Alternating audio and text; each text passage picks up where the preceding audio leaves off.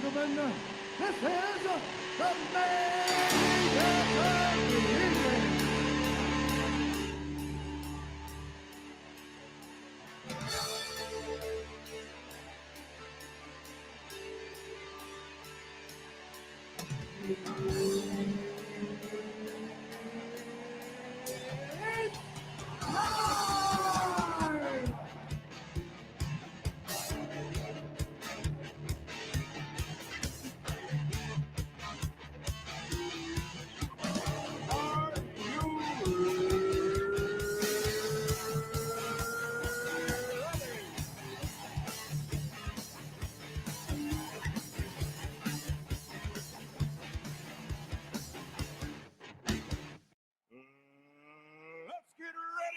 Rumble!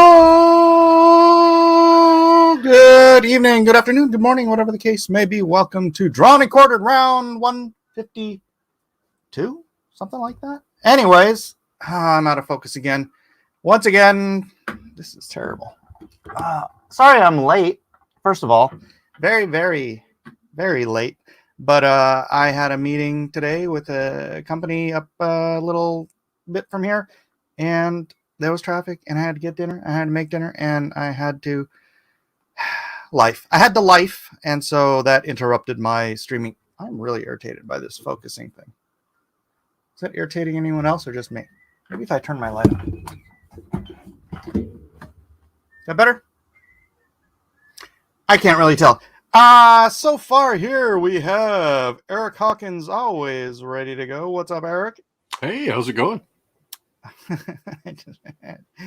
Yeah. Am I the only one? No. Matt Costin's here. Great. Give you a second to breathe, introduce yourself, say hi to the fans. Hi, fans. Or don't. That works too. Matt. Hey, everybody. Hey, everybody. Thanks for showing up. Juan Soto doesn't care. Thank you, Juan. I know you don't. Matt.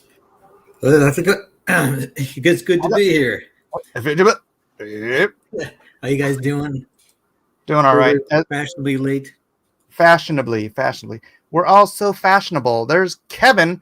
And how is Siege not even in here yet? I started this stream late so that she would be early. And yet, she's not here. Is there any update? Because I haven't even looked in the chat. I just dropped it in. And it's just one of those days. Hey, Kevin. Kevin's muted. Kevin, can you hear me? I think you're talking about Siege. What about Siege? Oh, she said she wouldn't be able to make it. Oh, she can't make it. Oh, yeah. I think she's getting ready for tomorrow. Maybe she's cooking, deep frying some turkey or something. Oh yes, the celebration of Thanksgiving. That'll be tomorrow. Not tonight, but we are tonight in honor of Thanksgiving. We're doing Hawkeye. Eric spit his coffee back into his mug. We're doing Hawkeye because in order to eat a turkey, you gotta kill a turkey.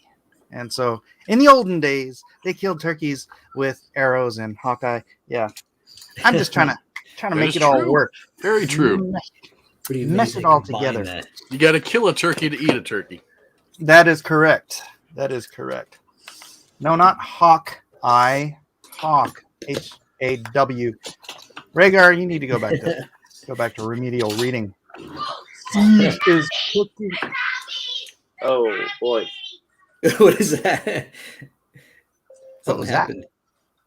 No, that might have been my very loud daughter playing a video game. That was your daughter? It sounded Yes. like the demon from Evil Dead 2. Yes. She's got like horror movie type screams going on. I don't know. She's good at that. I'm sorry, everybody. That's wonderful. So, Kevin, how you doing, buddy? Not too bad. I'm here, ready to draw, prepared to be prepared to be humiliated next week. Can you make her scream "Dead by Dawn"? Dead by Maybe. dawn. Yeah, there goes the dogs barking. I might have to mute myself again. Sorry, everybody. Oh, it's all right, Bring it's back all the right. pigeons. Yeah, I And- know. So did Zach say anything in the chat? I mean, that's how No. I haven't even had time really to read the chat. So sorry, Yeah, where's everyone. Zach at? Zach. Well, Zach has been sick, but I think now he's less sick and just maybe busy.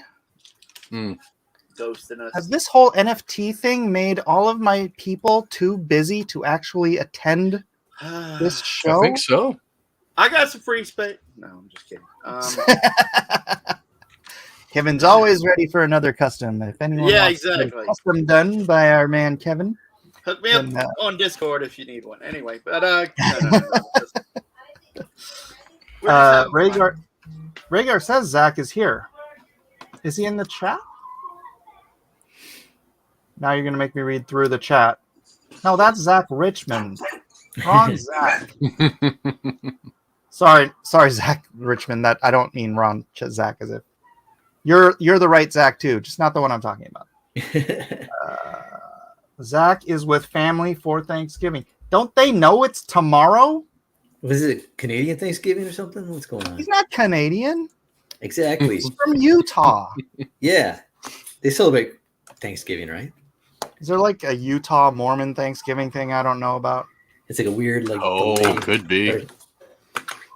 Could be. We're just making up Mormon holidays now. They have to start the celebration a day early. Yeah. Like Oh, okay. on it. It's like right. They're like seventh day Thanksgiving. They're really thankful. I got a chuckle out of Eric on that one at least. That's all right. So we're drawing Hawkeye.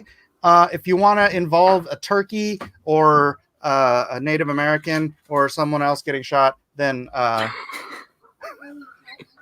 this is all Oh, about great. Thanksgiving. Yes. Great start. Well, let's just draw Hawkeye from The Last of the Mohicans. Oh yeah. No, they're not under here. No, the other day. No, they're not under here either. Yeah, Alpha Proto, I saw your comment in the Discord about Hawkeye. So I was like, There's no that sounds good to me, Hawkeye. And then Mike combined Thanksgiving and Hawkeye. Yeah. So let's draw Hawkeye shooting Daniel Day-Lewis from Last of the Mohicans. Hawkeye versus Daniel Day-Lewis. This is the theme. No. I want Daniel Day-Lewis's character dead. I hated that movie. Ugh. Hawkeye I from will MASH. find you. I will. I will find still alive. Stay alive. I mean, I love Daniel Day-Lewis as an actor. He's a fantastic actor, but that movie just irritated me to no end. I don't know if it's That what's movie's her name, awesome. Mary Steenburgen or something. No, that's not No. Mary Steenburgen. No, that wasn't her. That's she was one of my favorites. And I can't remember her name. It's the same woman that Mary was, Elizabeth Mastrantonio. What? No. No, she was the one that was in Stakeout with she Richard was in Dreyfuss, she was Emilio the president. Estevez. The president and I know who she was. I know her face. I just trying to remember her No, wait a name. There's a minute, Mary involved, right? She's a Mary. Wait a minute, I might be confused. She's a Mary Sue. She's a Mary. Here, I'm gonna look it up. Madeline What? Stowe. Madeline. See, There they you called go. her Mary for short. That's Yeah. Yeah, that's what it was. Stow it. All right. So 1, 2, 3, go. What time is it? It is 7:30. You've got 2 hours, ladies and gentlemen. All right. Dude, I went and I bought this thing for my computer, and then I plugged it in to my thing, and Is that a ring you know, light? yeah, it's a rim light. Oh, And then I went and I plugged it in, and when I plug it in, my mouse won't work. oh no, So yeah, that's That's weird. I wonder if it's long enough to plug into something else. So I can't plug it into my computer. That I know. Hmm. So interesting times ahead.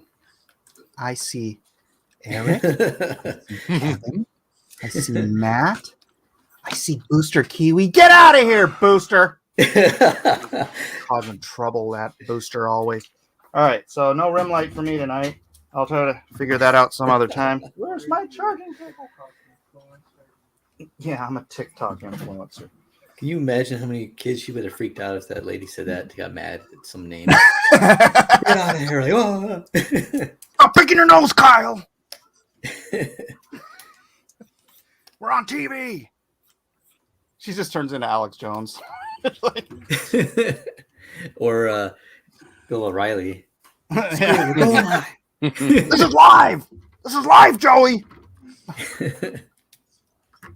All right. We're doing it live. We're doing it live. Doing it live. All right.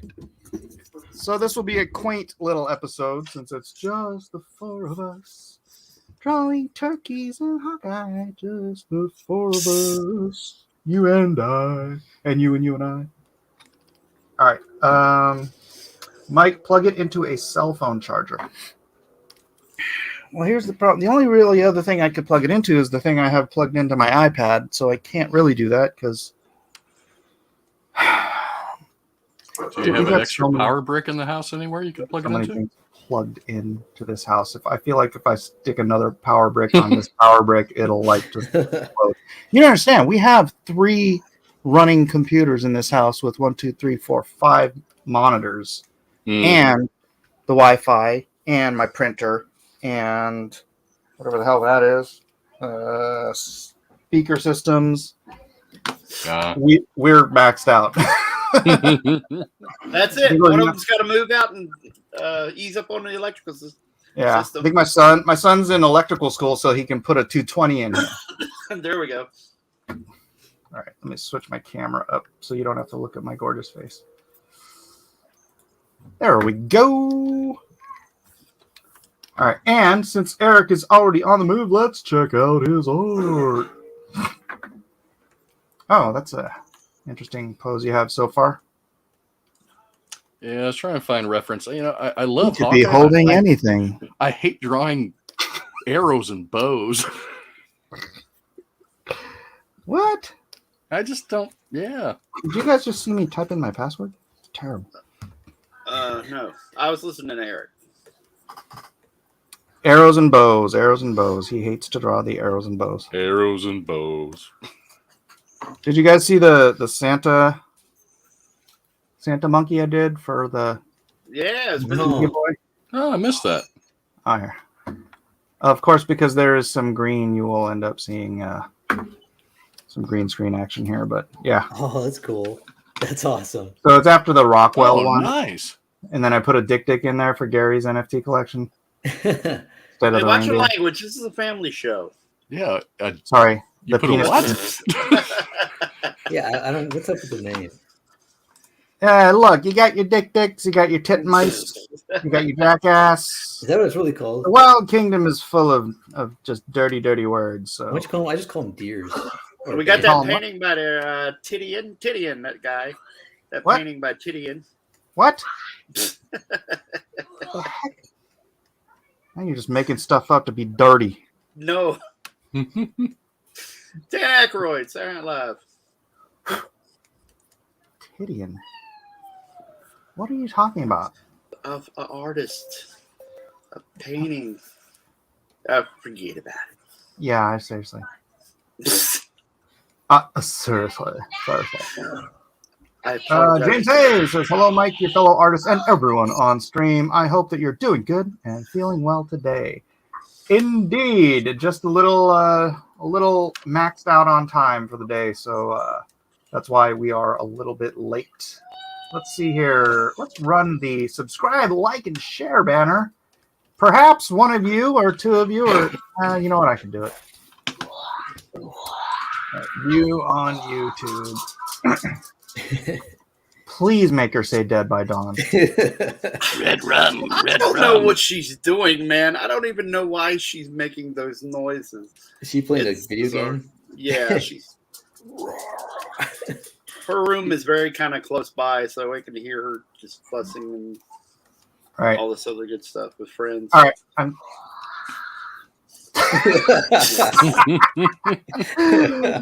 He is Dang, possessed. Kevin. This is great. Yes. She stepped into death metal for some reason. I don't even really listen to death metal. She's become a big fan of Gwar. Yeah, well, I listen to Gwar, but I don't listen to it around her.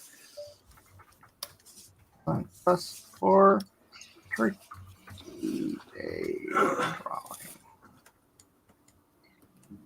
All right, I'm gonna everyone this. Thank you, Octopi, for posting it in the thing. But I figure, you know what? Let's throw what is this? $6,000 offer on 1K month piece outrage. Hey, did you guys see my stickers?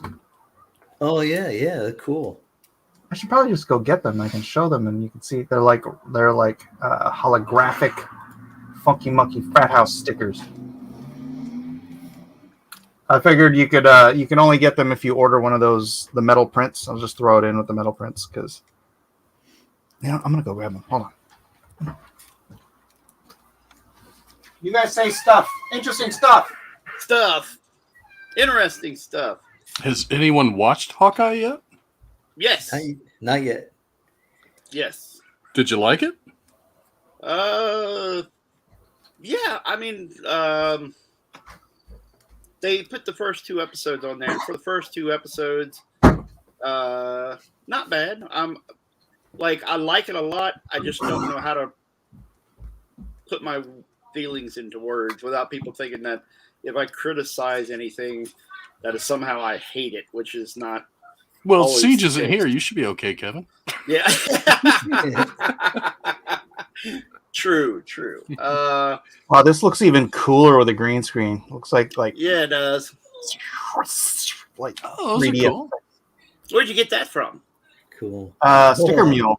Ah, there you go. You took them up on the thing like I did. I took them up on the offer. Yep. Yeah. Did you get the hot sauce? Yeah. I haven't tried it. It's pretty good. Is it? Yeah. I don't know what's happening here. It's like there's a lag, so it's what I'm doing and what's happening on my screen aren't the same thing. Oh. But yeah, so you can get one of these if you order a metal print. I will stick it in there because I only have 50 of these. So nice. And that's it. They're collector's items. I'm not going to do these again. Well, maybe. Cool. All right, let's go. Let's see. Yeah, I took up. It's funny that you have that because I took them up on offer and I've got a few. Oh, let's see yours. Well, it's got the plastic on them, but take the plastic off, Kevin. Lazy. Hold up. So and so. Well, I've been really happy with everything I've gotten from them. Yeah. Yeah. Really yeah. cool. Sticker Mule's great. I've ordered magnets and holographic foil stickers for backers of Dragon Guard for certain backers. Anyway, here we go. Oh. Hopefully it'll show a little bit. Just take it off. Take it off. Oh, so nice. Nice. Yeah, there we go. Very cool. And who's getting those? Certain backers of Dragon Guard. If you go there and you buy original art, you will get this and magnets in with your order. Very nice. So it's a little extra something that isn't listed in the actual campaign that will come your way. So just as a surprise and a thank you to everybody backing and being patient with me while I have all these stupid health problems. Anyway, back to our originally scheduled program. Oh yeah, we were talking about Hawkeye. Yeah. I thought it was fun. It's one of those things that Marvel shows don't know how to not end on a cliffhanger that makes you mad. It's like, hey, it's awesome and I want more, and you stop right here where it was just getting good. So. Yeah, I watched the first episode this afternoon. I liked it. Yeah. I like the previews. I haven't gotten a chance to see it yet. But yeah, definitely looking forward to checking it out. I always enjoy. I don't know. I enjoy Jeremy Renner. He always seems likable. Yeah. Wow, I don't think your dog likes Jeremy Renner. Dog's like, Jeremy Renner. You hear that name? Yeah, I know exactly. They think somebody's here at the door, and they freak out. If I say something they don't recognize, a name or something, they just Like Jeremy Renner. Say Jeremy Yes. Renner again. See what they do. No, I don't want to. It's too loud. I hate them. I hate their bark anyway. Oh, I should see if Edwin wants to pop in. All right, let's see. I am trying hard to try and figure out a pose. I'm not working as well as I'd like. Where is Edwin? I never just type in someone's name.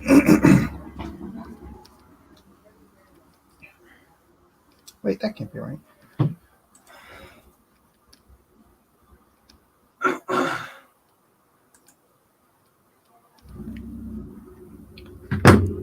Just Edwin. Edwin is alive. Yeah, Edwin was here a couple weeks ago. He was here for about an hour, I think, right? Yeah, he was here for a little bit. Just the two of us.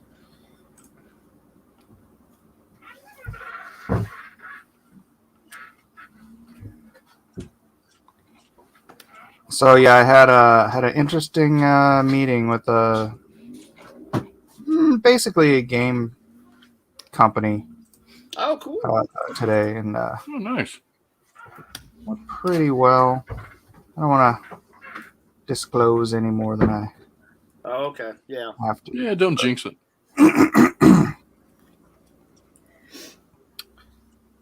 But yeah, trying to build up some what do you call it, utility and whatnot for the Funky Monkey NFT project Oh, in sweet. community. Can you explain utility to me, because I'm kind of dumb. Use case. So I mean, it's hard to just say what any given you could say what a given utility is, but just saying utility, it's like it's like what utility does a piece of paper have, right? It's like so many utilities. It's a blank piece of paper can be a contract, it can be art, it can be a marriage license, it can be instructive, it can, there's like unlimited utility to a piece of paper. It's kind of the same thing with NFTs. They're so new. It's this new space, and it's a unique digital asset. You can just think of it as a blank piece of digital paper that you can give as many varied utilities to as you could give to a piece of paper, including artwork and contracts and other various stories and rights. You can give away rights, and you can it can be like a digital key that unlocks certain other abilities in the metaverse or on a website or whatever. It's whatever kind of use case you can give your NFT. That's what utility means. Yo, Chuki's here. What's up, Chuki? Rhaegar says all the utilities. Rhaegar says utilities for days. Me, when moon, space monkey, says Chuki. Chuki. Aki says, hi, are you open-minded? I try to keep my brain locked in its skull. That sounds like a bad dad joke. Yeah. Well, I'm a bad dad. What do you want? Oh.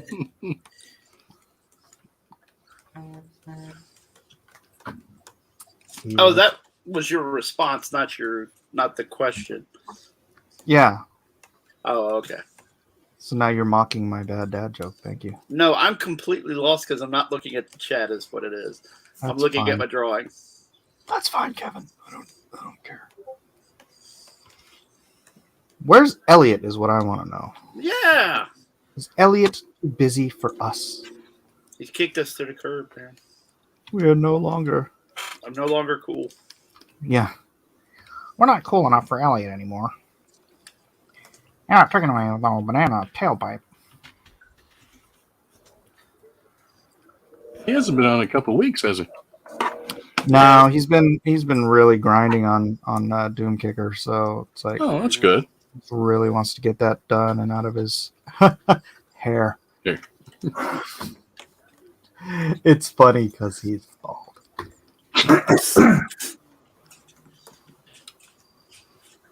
Danky Frankie says, how did you guys learn to draw the head? I've been trying the Loomis method, but my head shapes look like an ice cream cone. I use the Loomis method, so it might be the fact that you're not doing enough with basic shapes and getting your basic shapes down, so that it isn't. You might have to keep practicing and keep drawing over and over, like certain shapes, until they start to solidify when you rough them out. Because a lot of times it can turn to mush. If you may be drawing a oval, and it'll still look like mush because you haven't really refined the way you draw an oval to where it's really strong. It's entirely possible he just focuses way too much on ice cream. Yep, that could be it too. Yeah, there's some type of Freudian thing in there, right?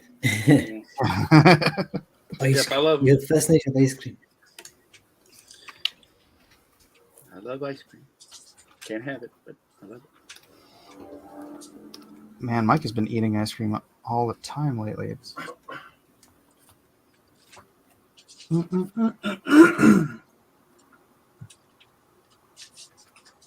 I don't blame the Loomis method. I blame myself. That's good. You should always blame yourself when your art doesn't look good, because it's nobody else's fault. And that's the step of getting better, right? That's like, right. What am I doing wrong? That's right. If you can't look at your art and see the faults in it, then you'll never be able to fix the faults in it. That's why people who are like think their art's all that in a bag of chips never grow as artists. Yeah, it's always good to be like have somebody in your life that can like give you their honest opinion. Like sometimes it's brutal, but if I have my brother, I bounce my stuff off. I'll show him like, "What do you think?" And he'll tell me exactly what he thinks. Sometimes Or you could just go for the ice cream shaped head market. Yeah, you come up with like the next big cartoon, or There's a fan out there for everything. It's It a might not weird. be a huge market. It's a weird dichotomy because you need to put down your ego, get rid of your ego, so that you can get better, or you have to, suppress it and not think you're all that. But at the same time, to do something with yourself and become, successful, you have to have a bit of an ego. So, such as being an artist and a creator. It's true. you got to believe in yourself, but you also be brutal on yourself at times, right? Exactly. Your own worst critic. Well, here's the thing. You have to be able to have an objective view of your art, right? Because if you look at your art and you think, wow, my art's better than everybody else, why aren't I getting hired? It's probably not true, right? Mm-hmm. Yeah.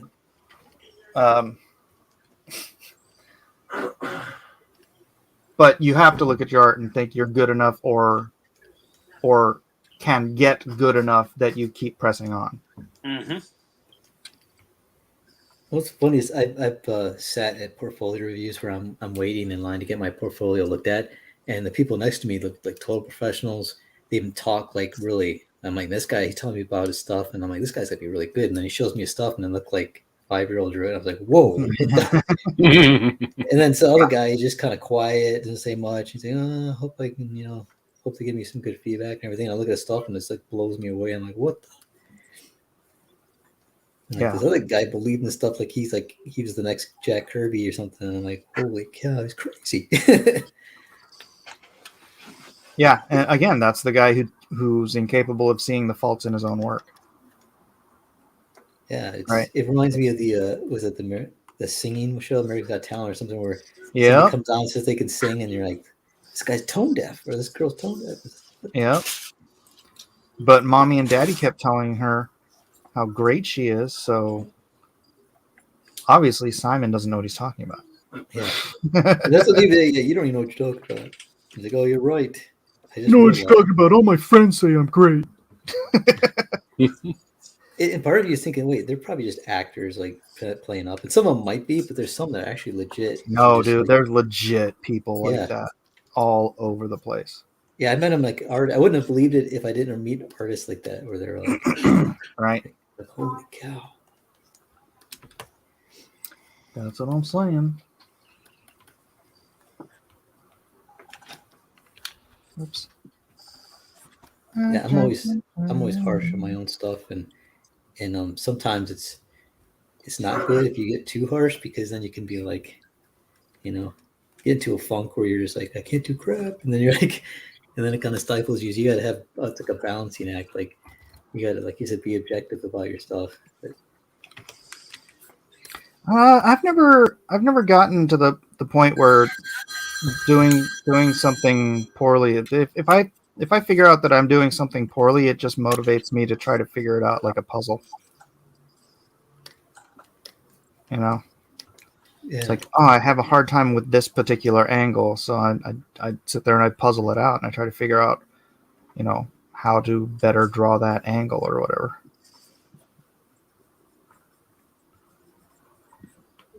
Yeah, we've had the talks about this stuff. I'm not going to go into my little issues and stuff because Mike already knows I have those problems. Yeah, you and your issues. Kevin has all the issues. Yeah, I think He's a collector. What? Yep. Oh, boy.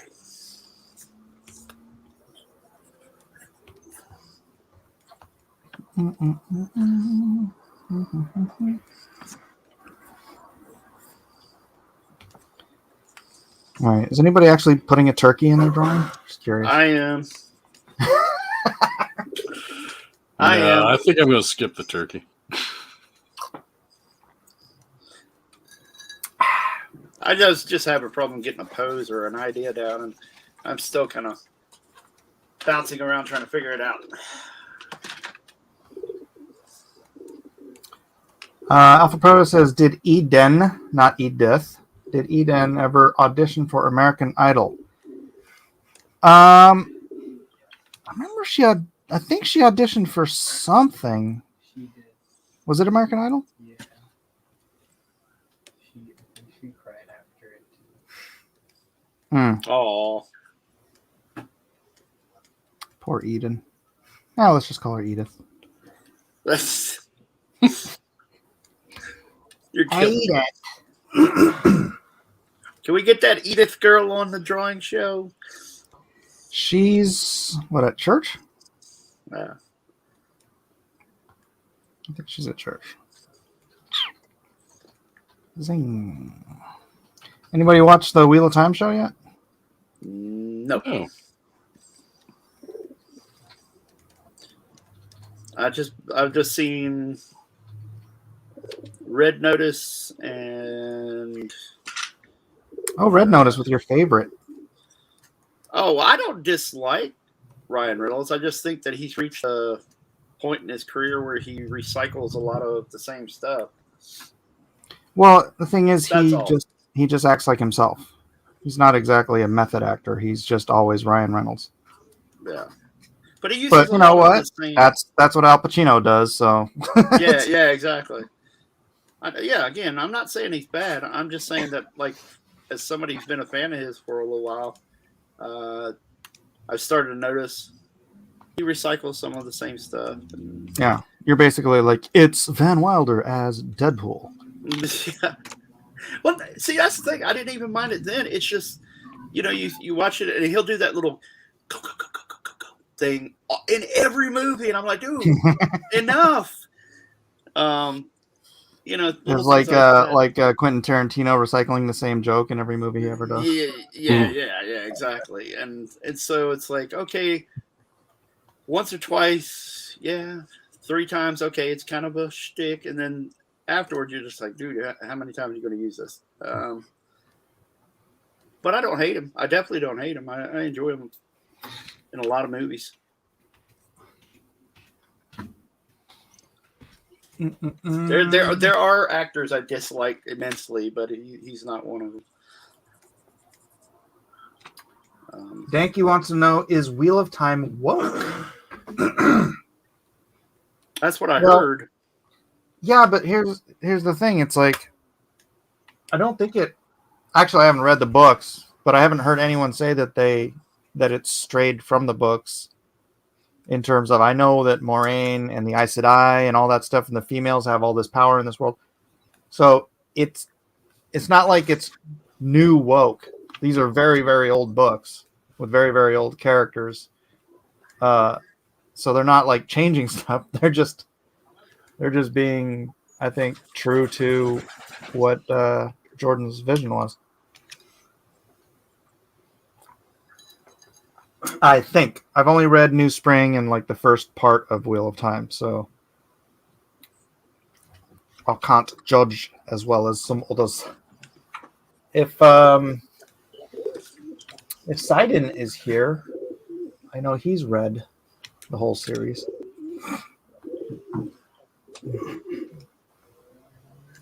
You know, I had dinner with Robert Jordan. Oh, did you? Cool. Yeah. You know a lot of famous people, Mike. Well, it was about a year before he passed away. His real name is James Ragney. Oh, he passed away? I didn't even know. Yeah. I had a buddy of mine who read a lot of his stuff. So I didn't, because I don't read as much as I should.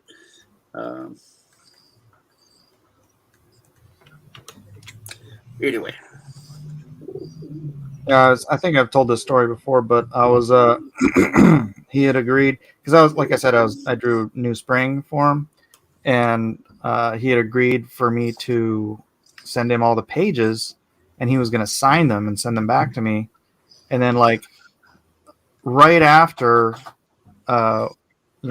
we made this little agreement, he announced that he had this fatal rare blood disease, and I'm like, okay, I'm totally not sending you these pages. Like, that would just be so ghoulish. So.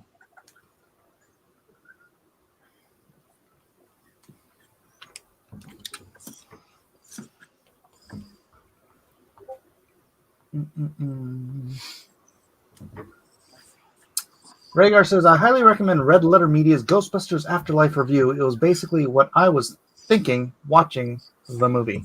No, Jeff Potts, I did not kill Robert Jordan. Sorry. What was he like? He was very nice. Nice, tall, gentlemanly. I don't know what else to say. Talkative.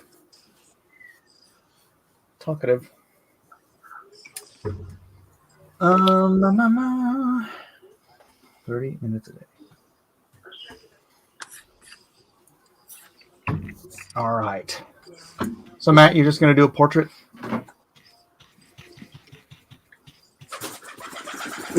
Oh, sorry. No.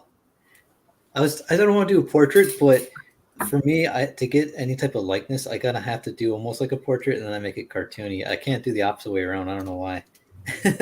It's rough. My background is mostly really in portraits. They used to do portraits a lot, and it took me a while to get to like more cartoony, and because I love that.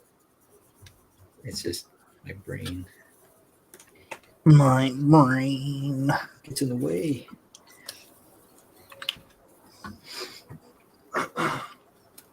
I guess I think I get too like focused on proportions, like trying to get everything, get too anal on it, and I'm trying to veer away from it. That's why I do like doing the manga stuff, because it's totally in the opposite direction of realistic. It's so like it's got its own anatomy rules, like, right? It's like learning. Well, it's got exaggerated anatomy. Yeah, kind of like superhero, right? It's like superhero has forms of, but then they do certain things. Like there's certain underneath views on the face, like the facial structures in manga and anime is. There's some guys who do super realistic, like the guy who does the Crying Free Man and all that. Mm-hmm. But he still makes it look like manga. It's crazy. It's like realistic, but not realistic. I love the way he does that.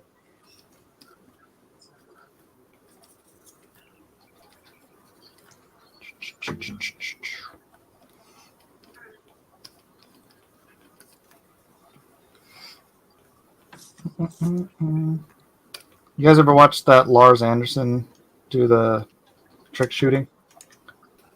No. Who's Lars Anderson? He's like the best trick shot archer in the world. Oh.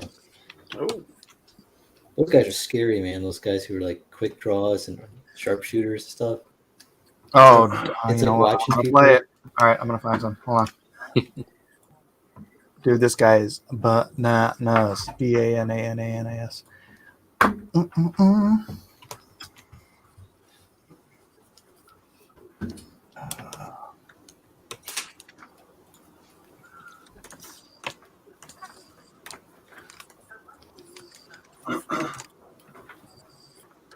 All right, I'm gonna play this without the sound.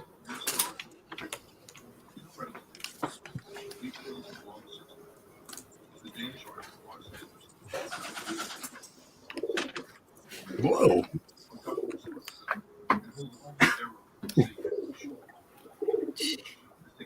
It's freaking awesome, Did he man. just do 2 in 1? Yeah. Just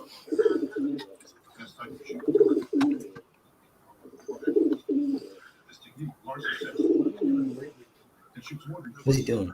Is he like writing his name? He's like, Wow. boom, boom, boom. probably good. Jeez. About 10 years ago, Lars started using the bow. The arrow, he carried in a quiver on his back. Surprised.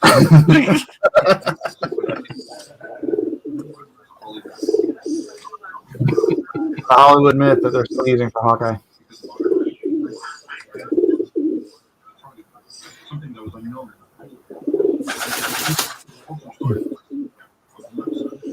Just as archers do.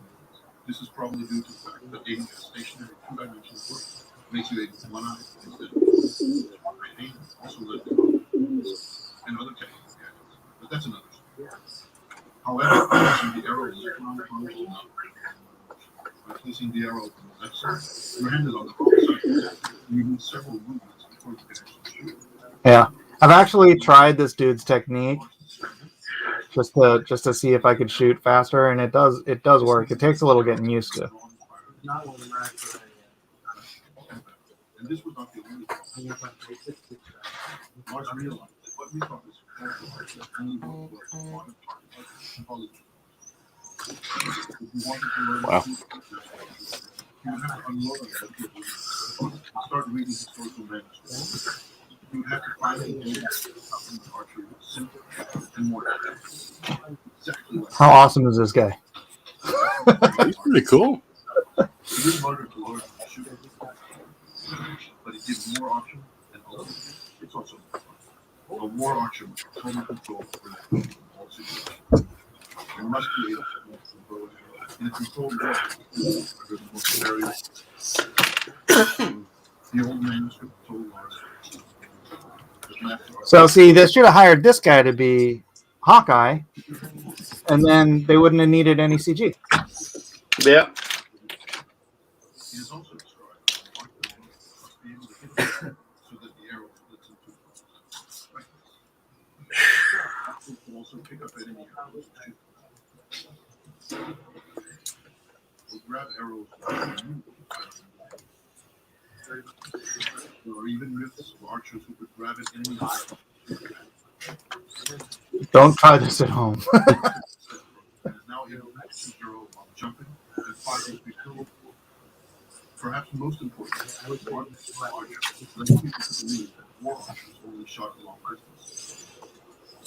However, Lars can also shoot at any, even a this does require the ability to fire. In the beginning, archers probably drew arrows with quivers and belts, but since then, they started holding the arrows at the bow and moving around the line, taking it to this third level, that of holding arrows in the draw. Fire in many scripts, and so on would have had the time. No, Dan, these aren't scenes from the Hawkeye show. This is probably better. The hard part is not but learning how to and drawing fire. No matter what. I'm totally not getting struck. This is awesome. Oh lordy! Oh, don't put that in the ether, man. And while there is no doubt that those war archers of the past were stronger and more fit than Lars, his arrows still penetrate chainmail armor and the heavy canvas on board beneath it. It is difficult to compare actual strength. Modern archers use only one foot, but in the past, some archers allegedly used both hands to give the arrow. Old manuscripts tell us that it was common to hold 3 arrows in the draw hand at once, while keeping more in the belt grip. We know that some archers can more, and in a way, the bow was the ultimate weapon. Who can escape 10 arrows fired quickly after another? From old texts, we know that Saracen archers were expected to be able to fire 3 arrows in 1.5 seconds, and very skilled archers were even faster. Lars has managed to fire 3 arrows in 0.6 seconds, but while speed is important, hitting the target is essential. To test accuracy and speed at the same time, Lars set up an experiment where he shot incoming arrows with arrows of his own. You see that, Matt? In the 1938 movie, The Adventures of Robin, Robin Hood splits an arrow down the middle. Some consider this the ultimate archer. They're wrong. The ultimate archer So insane. an incoming arrow into one of them. We do not recommend trying this. Did you see that, Kevin? Nah, it's drawn. Oh my gosh, dude. He shot an arrow coming at him. That's nuts. Okay, here, watch it. Okay. The ultimate archery trick is splitting an incoming arrow into one of them. We do not recommend. Yeah, no kidding. I'm gonna have my kids try that. Exactly. Are we drawing or watching videos? Hey, Juan. All right. Oh, I had that muted anyway, so you guys couldn't hear it. Mistletoe says that's freaking incredible. I know, right? This is like he should have been on that Stan Lee's Superhumans show.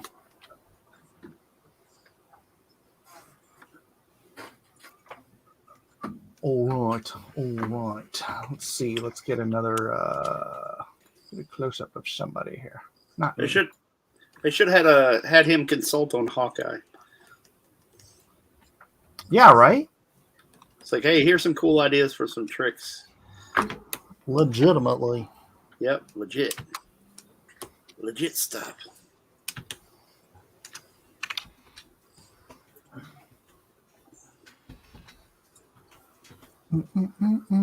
So see, Hawkeye's not even superhuman. He's just like Lars Anderson human. Yeah, that's so far one of the good things about the show is they don't have him doing outrageous stuff, and you go, he's just a dude. You mean like jumping out of a plane and landing and whatever? Yeah, exactly. They're not doing that in the show so far, anyway. You know, I didn't hate Black Widow. Oh, you didn't? No. Well, that's good. I grant you there was some stupid stuff, but Yeah. That's pretty much how I was. I was like, there's some It's things a I liked and didn't like. comic book movie. Yeah. Well, you didn't hate it, but did you like it? I liked parts of it. I liked a lot of it. I'd probably guess. I might have to watch it again sometime. I did like the family dynamic, even if it Yeah. was a little. I don't know. Mostly, with like the way the younger sister was like, she believed it, and that was, I don't know, that was touching, I think. Yeah. Yeah, it had its moments in it, and it's like it didn't need a lot of. If it had more moments like that, it wouldn't need as much fluff, because those parts are really good. Like the funny parts about her making fun of the way she'd do the superhero landing, and it's like, why do you do that? Why do you do the hair flip when you land? And it was enjoyable. It was Yeah.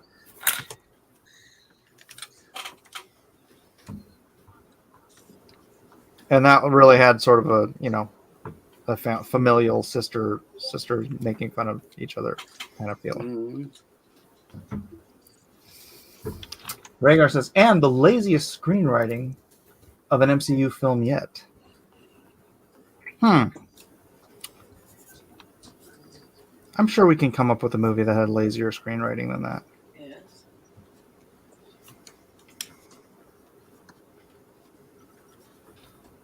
Eternals? I don't know. I haven't seen it. I haven't seen it yet either. I'm trying to avoid it. Yeah. I don't have any interest in the Eternals. And it looks And boring. I don't have any interest in watching Angelina Jolie. The Game of Thrones guys, I don't mind seeing, but I'll wait for it to be free or something.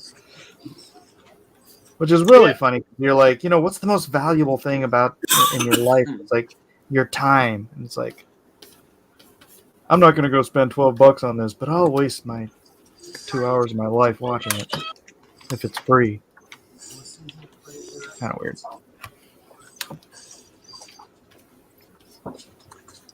Did anyone here see it? no, not yet. Yeah, I'm waiting for free. Yeah, Matt, don't bother answering. I already know your answer. Yeah. I already know.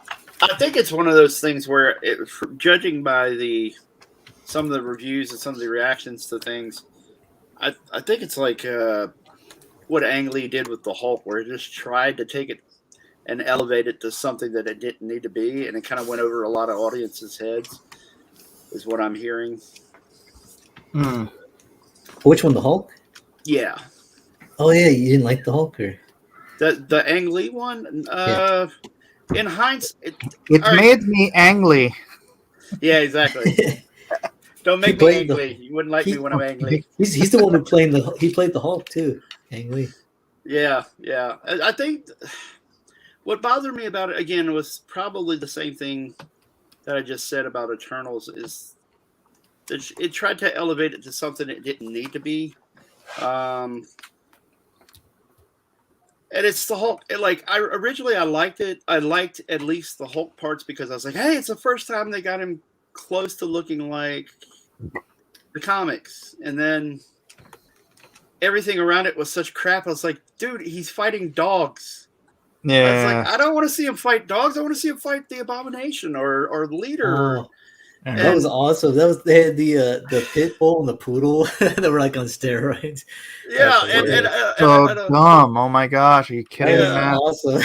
Matt, why do you have to have bad opinions on everything? And it's so fun, man. It's so awesome. Oh my. Matt, I took my 9-year-old son to see that when it came out. He even came out of the theater and said, "That sucked, Dad."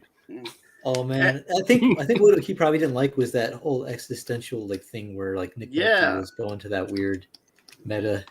Also, really dumb. The dog thing was so awesome, though, man. It was just so. The very best thing about that movie was that Jennifer Connelly was in it. Yeah. Oh yeah, that's right. I forgot she was in there. Oh man, the Hulk dogs. The only thing I enjoyed was where he picks the dog up by his leg and punches him in the junk. That was about it. No, you didn't like when he was jumping across the desert? No. Well, no, I'm talking about the Hulk dog fight itself. But yeah, no, all the Hulk stuff I enjoyed, but I was so mad because I was like, dude, and then Nick Nolte as some kind of weird absorbing man something, another conglomeration, and it was so bad. And I go back and look at it and go, man, they just, whoo. And I think that's what happened with Eternals is they just tried to elevate it from, at least from the reviews I hear, is they try to elevate it to something it's not, and then oh man, if I say anything, I might spoil some surprises in it and stuff, so I won't say anything. But there's some other Marvel characters that can kind of get a nod or like hints that they're going to build them up to something cool, and I don't know if they're ever going to get a chance to do that now, considering the way Eternals is received. Well, let's be realistic. It's not the first bad Marvel movie. Yeah. Not like they stop every time they do a bad one. Yeah, but I think they do stop when the money isn't there. Like a lot of, like even Ant-Man might have done bad, but it made enough to justify a sequel. I don't think this did that. I think with the pandemic and the box office returns, I don't think you're going to see them make a second Eternals. I don't think. I could be wrong. They might announce it tomorrow. Yeah. No, they'll announce it on Saturday at Comic-Con. Yeah. What Comic-Con is that? San Diego. San Diego Comic-Con is this? Oh, yeah, Friday, it's just- Saturday, Sunday. Yep. Really? Yep. Yeah. Man, how did I miss that? That's crazy. I thought they had taken a hiatus for a while. Shoot. They did. And then they rescheduled it for Thanksgiving weekend. Because You they're gotta be desperate. kidding. They're desperate for money because they think about it, they've been trying to survive on just what they had for their Yeah. employees, man, for like all this time. But I didn't go because they require vaccine papers or proof of COVID test. Yep. Right. That's before. why the largest retailer in San Diego County isn't going. Really? Oh yeah. Yep. He usually has like freaking 2 or 3 booths. Oh, is it 4? No, I think he's got 2 or 3 booths. He usually has them like right at the front door, and then another 2 booths set up in the back.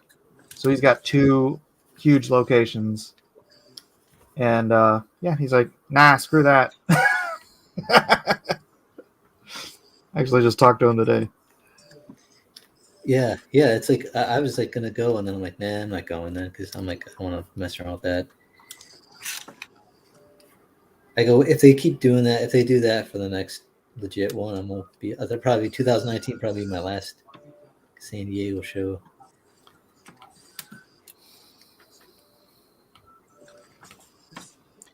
I don't think they can keep doing it. No, but I don't know. This can't go People- on forever. A lot of people, they will even if they know it's destroying everything that they have, they'll keep doing it. They just won't stop. You know. What are we doing on time? 8:19. You got an hour and 10 minutes. I got an Oh, hour wait, and it's 10. just an hour and 10 minutes. Yeah. Oh boy. I hate my drawing, so I'm going to start over. Let's see what I can do. No. John Wick says the Eternals was a failed, cheap knockoff of the Justice League. Yes, that pathetic. Which is funny because the Justice League was a failed, cheap knockoff of the Avengers.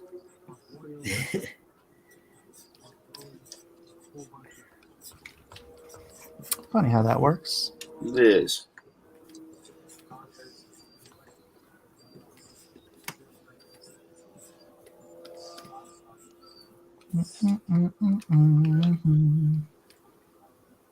On a cloudy day.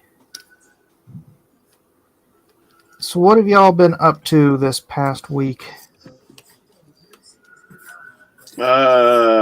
Just tests and Did you pass?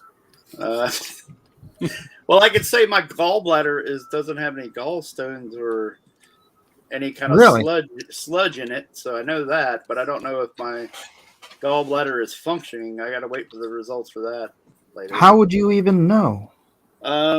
They did an ultrasound just like you would do on a pregnant person. Yeah, I just wonder because they remove people's gallbladders and they survive. So how do you even know if it's functioning? Well, they make you do at least where I'm at the hospital I was going to. They have it's so annoying. I had to be in there for like 2 hours on a table, and you weren't in like an MRI machine like all the way, but you had it up to basically my shoulders, and you just lay there. You couldn't move. You couldn't have, and of course that's when things get you like there's a stray hair on your eyelid or something, and you can't move, and you're aware of your surroundings. And plus, they had a problem with the heat or the temperature control, so it was really hot in there, and they needed somebody to fix it, but they couldn't do anything about it. So it's kind of warm in there, and I'm laying in there, and I'm itchy, and it was just awful. And basically, they had to shoot you in with this a small amount of this radioactive fluid or something, and it helped with the imaging when you were on. It was what's called a HIDA scan, HYDA, and they had to put this IV in me, and the fluid, whatever it was, made me real nauseous for a few minutes, and it sucked. This story just gets better and better. Yeah. Well, see, like I do the ultrasound. The ultrasound shows you what the outside and how your gallbladder looks, and mine was apparently fine. But then the HIDA scan is about sending a certain amount of fluid in there to make your gallbladder shrink and contract. You know what's interesting? My father had an attack, and they couldn't figure out what it was, and they did a gallbladder ultrasound, and it showed nothing. But it turns out what he had were these things. They called them soft gallstones, and it ended up killing him because they couldn't find them on the ultrascan or the X-ray. They only found them once they went up there with the actual scope. Oh, whew. Well, that doesn't sound good.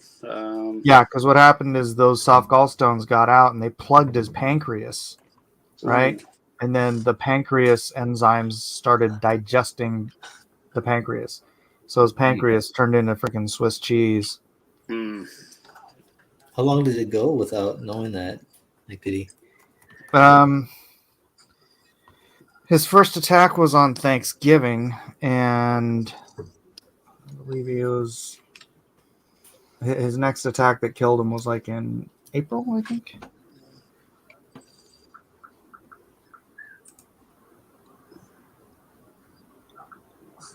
Well, I'm in no way worried now. Like, happy Thanksgiving, kid.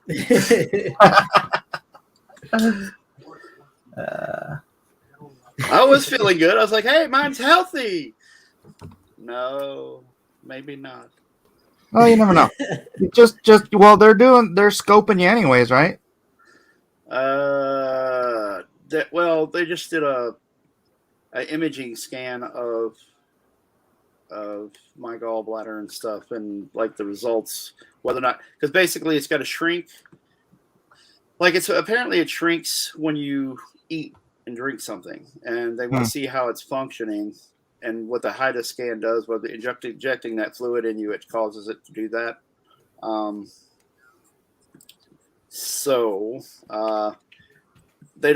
Won't have the information or the results of the test until after Thanksgiving, because it's got to go to my doctor and all that good stuff. Thanksgiving, yeah, that's when my dad has his attack. Are you really trying to scare me now? Nothing to worry about, Kevin. You just enjoy Thanksgiving, okay, buddy? Holy cow, man.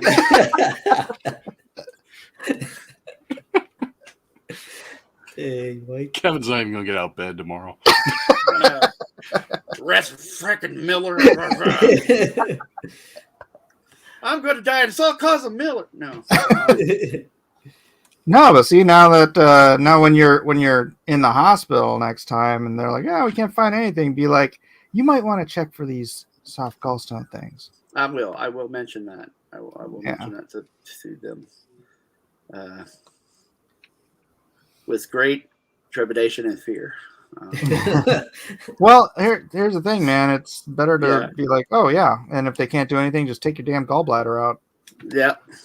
Yeah. Better than those things plugging up your pancreas. Ovaries. That's true. That's true. Yeah, it seems pretty common. I know a lot of people have had their gallbladder removed. Yeah, several people in the chat have been mentioning that their parents have had that done.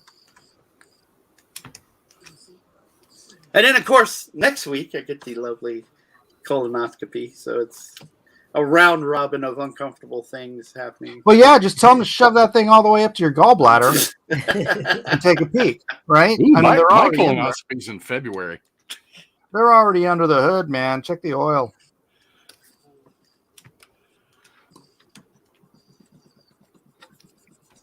That's all I'm saying. I can't imagine it's much more uncomfortable to just a couple extra feet of. Or the long periods of embarrassingly loud gas that escapes your body after you have that done. I've actually never had it done, so. You're supposed Oh, to. that's I good. think Mike you're has no okay. horror stories about that for you. Yeah. No, I'll go to my grave without having that happen. That's You what don't they want told a me I ca- needed when I turned 50. They said, "Happy You don't want a birthday." camera up your backside? Come on. Man. No, it's fine, bro. I'm good. He punctuated it with the bro. Oh, Lordy. Yeah, my doctor says, you need a colonoscopy. I'd like a second opinion.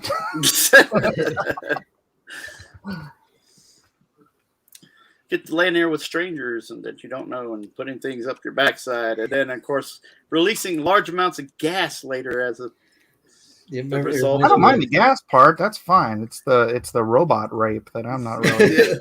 It reminds me of remember Chevy Chase in Fletch when he's Moon River. he's like, "You still wearing your watch, Doc?"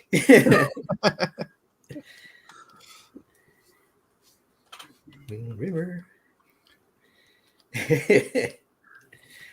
Thankfully, I've never had anything like that happen. And if you just joined us, I apologize for all the butt talk. We'll go somewhere else with it now. Rhaegar says the Rapinator.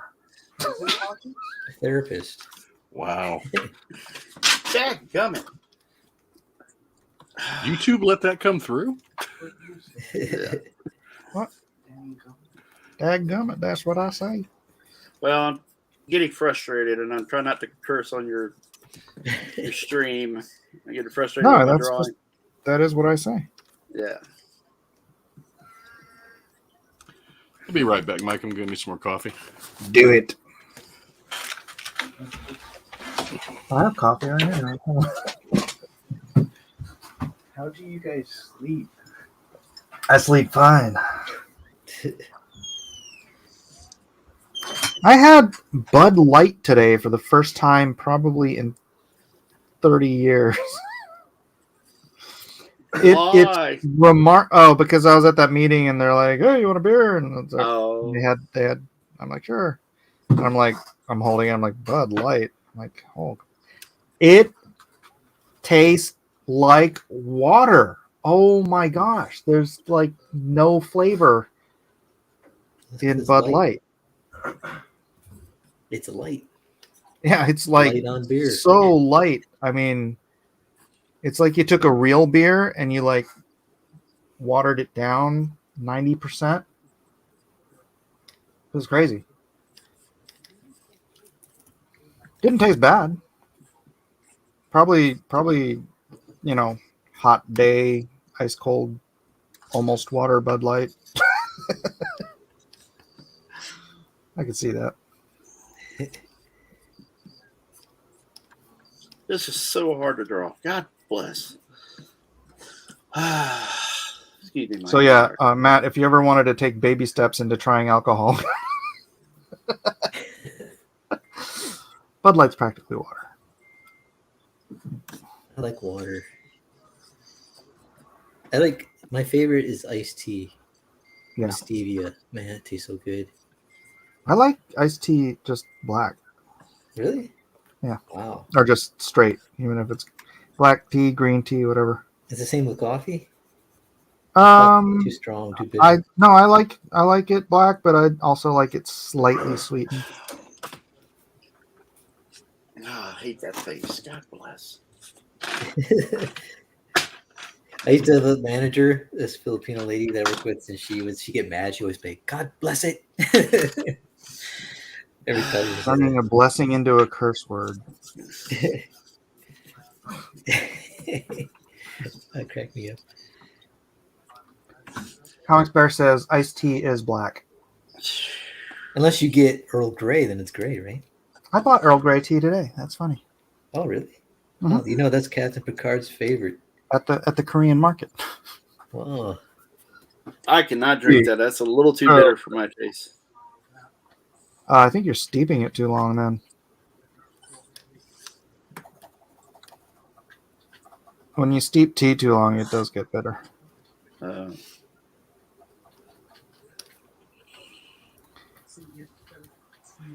you ever had Ding tea, Mike?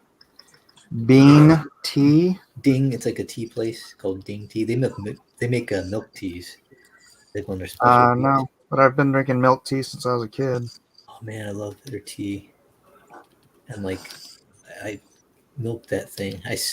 Take a while to drink it, but it's so good. You milk that milk tea, do you? Oh yeah.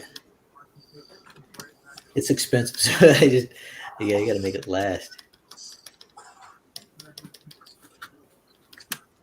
Yeah, that's the crazy thing is when tea is expensive because it's like, bruh, tea leaves are cheap.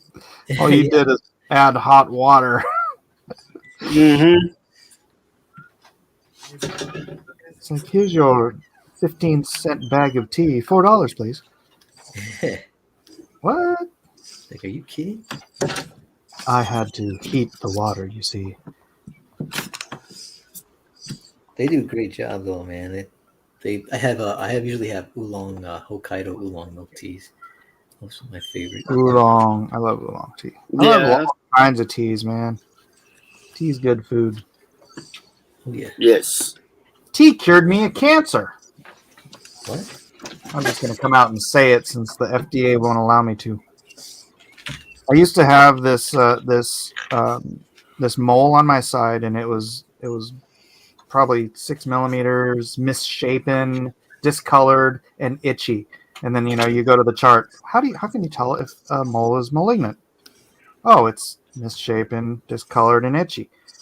Of course, I never bothered going to the doctor for it. But I switched to green tea almost exclusively. I didn't drink anything else, just straight, no sugar, just green tea.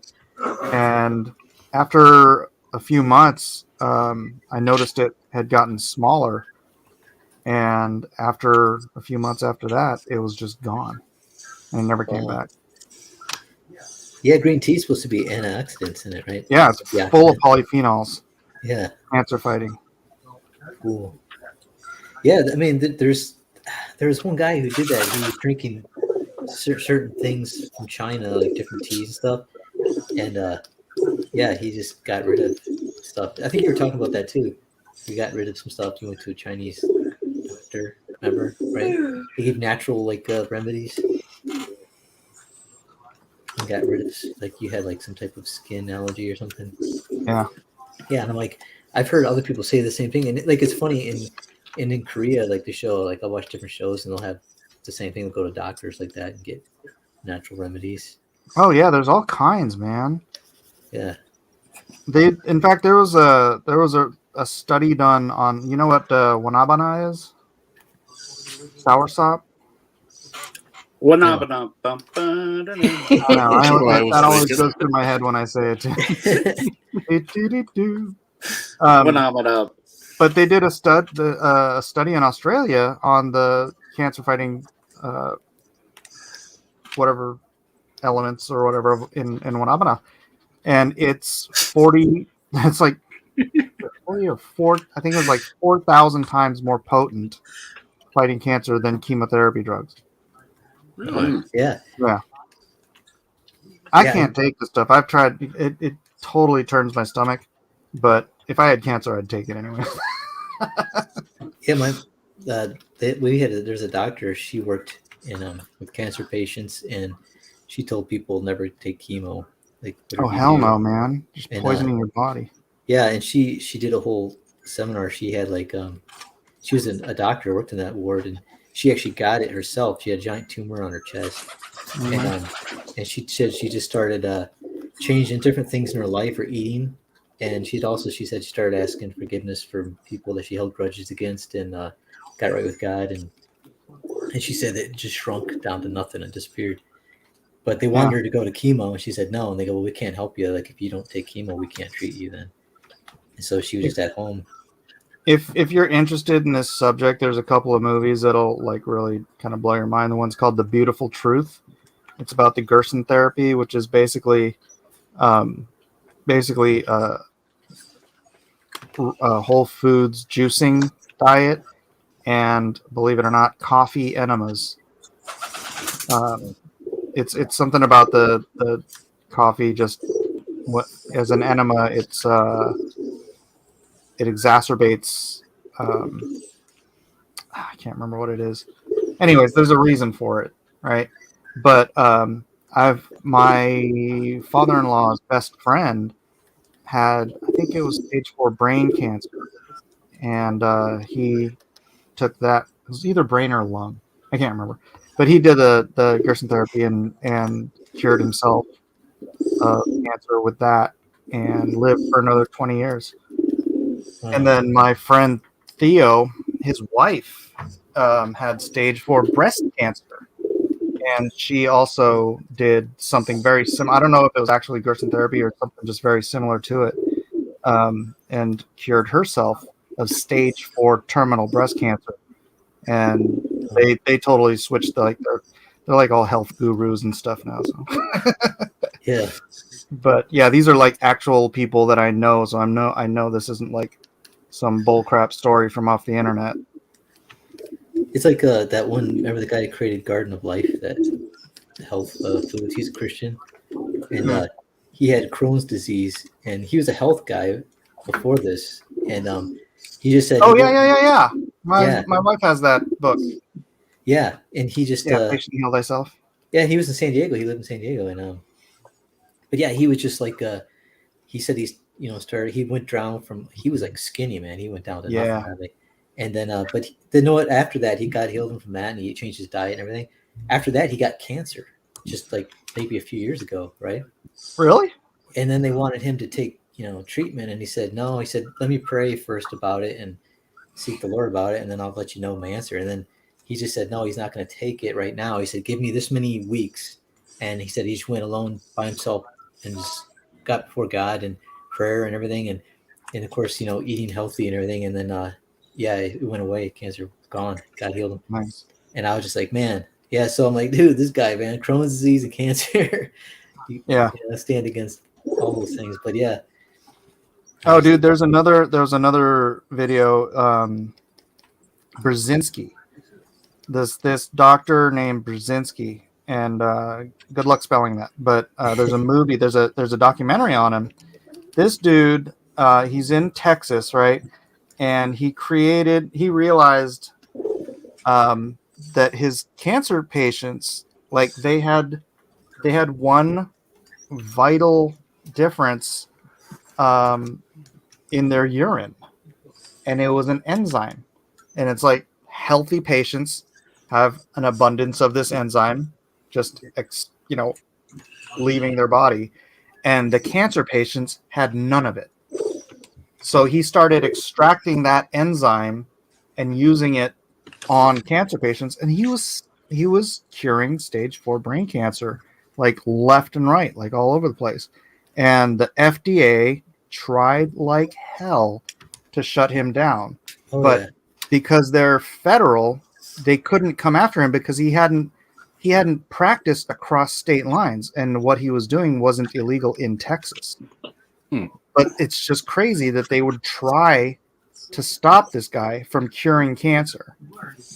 Oh yeah. I mean, look at we see what they did with this whole pandemic, where they just try any type of like treatments, they try to denigrate and downplay like crazy. And why would you do that? I mean, especially if it's so deadly and so detrimental to people's health. When you want to try anything that the doctors and professionals are recommending, right? Just anything, but they would just totally attack it. And I'm like, that's what they do. That's what they want, you to take one thing and make some billions of dollars.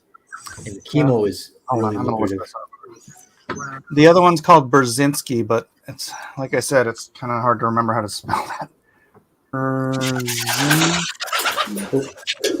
Stanislav Brzezinski, that's the one. All right, let me grab the video. I'll just put it up in the chat. Brzezinski.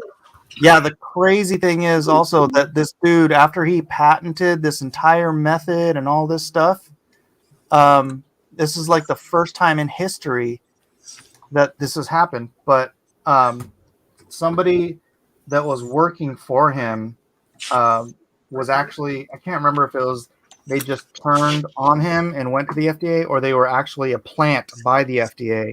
They went in, copied his formula, and patented it for the FDA. Oh. A duplicate patent, which is the entire purpose of the patent office, is to make sure there are no duplicate patents. Yeah. And this is all documented. This is like, you can say this, oh, this sounds crazy. Man, there is film, there is doctor interviews, this is like super well documented stuff. So it's oh yeah, man. Yeah. There's a guy who does he has a firm that actually investigates patents and everything, right? Mm-hmm. And he actually did work for the government, but he investigated patents, and he said there was like, it was a crazy number, like 70% of the patents are all duplicates. They're all like, there's multiple patents. Yeah. He's like, and he said it's crazy. And then there's patents on viruses. So I won't go any further than that. Oh yeah. But you know what I'm saying? But he was like shocked, because he was one of those guys who just, all he does, he's an analytical guy. He just goes in and checks things out like that for companies, and he was just like shocked. But he said there's duplicates all over the place. Duplicates in there. Yeah. Wow. So you're saying that the government office of patents is run like the government? Yeah, they run like the government. Cool. Thank you. Found it.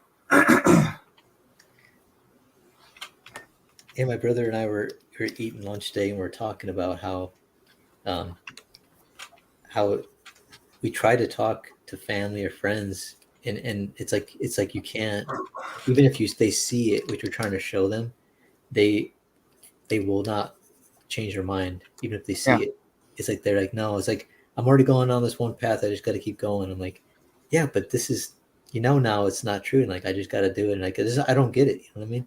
But it's like, I think it like has to do with pride, also has to do with fear, because it's like he was saying, it's fear of, if you know it's the truth, then they might call upon you to actually do something about it, and they don't want to do something about it, right? Well, it's not just that, it's admitting that all of your sources have been lying to you. Yeah, which so is like, what I'm willing to do. How much of what you believe is not true because you believe the people that were telling you?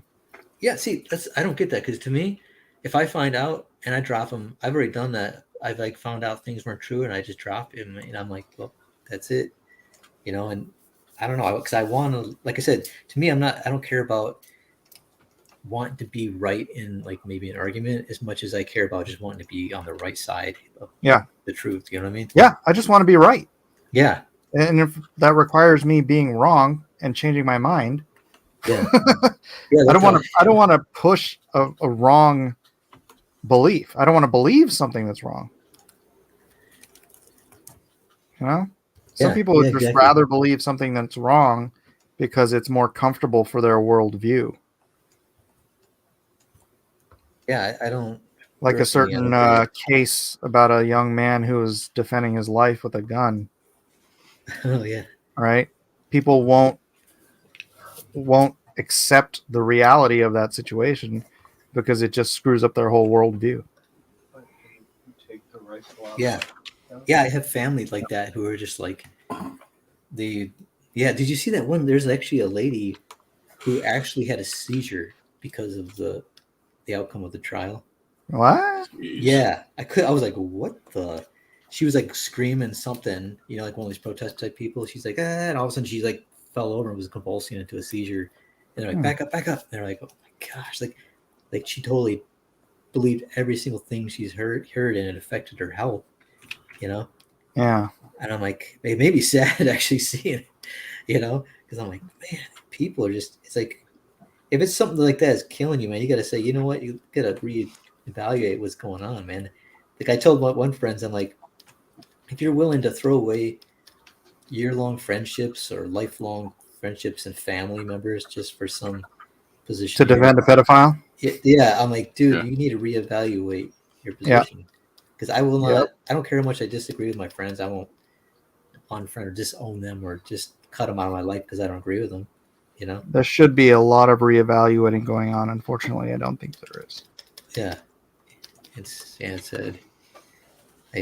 like I said, I'm willing to do it on my end. That's for sure. I mean, if something's, like I said, if I'm wrong, I want to know it. So I can readjust, make the right adjustments, and it might take me a little while, but Yeah, I did with Bitcoin. yep. I've been beating you with that stick for years. Well, at first I was kind of and then I was like, You weren't and then I was Matt. like, You were like, that's the mark of the beast, man. well, I still think this. I still think this, like my friend said. He goes, yeah, beast system, but when it starts going to be like where you're like, yeah, this is going downhill, he said, I'll just take my money and like exit, and but he's like, that's the thing. You'll take your money. You're gonna take it in USD. How much worse is that? yeah, but I mean, That's there's under gonna the be a point. direct control of the Federal Reserve, manipulated by freaking bankers, and that talk about a beast system. Jeez. Well, he's talking about like exiting off grid, like totally. Oh, you mean disappearing? Yeah. It's like he's going like mountain man, living off the land. So buying property and just living on it. And yeah, but yeah, and I know he'd do it too. Because I grew up with him and he lived in the country. We did a bunch of stuff, like we were like backpacking out in the middle of nowhere, they had taken like rations and like making bow and arrows out of greenwood tree branches and just like, man, that was fun. That'd be fun. As a kid, we always fantasized about like, everything going south, like the society and everything. Now as an adult, I'm not cool about that. But welcome to Fantasy Island. As a kid, you're like, this would be sweet. Then I could do this, and there's no school or homework. There's actually a manga where this Japanese business guy, he wakes up and he's like, he hates his job. He hates he's a salary man. He's going to work, and he wakes up and it's a zombie apocalypse, and he's like ecstatic. He's like, yes. And he's just all happy, and like zombies are chasing him. He's like running with a smile on his face, like, this is great. He's like, I don't have to work. Yeah, that's how jacked up Japan is. Yeah, really, man. There's people who die from overworking. It's an actual problem. I can't. There's a term. It's a very worker bee mentality in Asia. Yeah.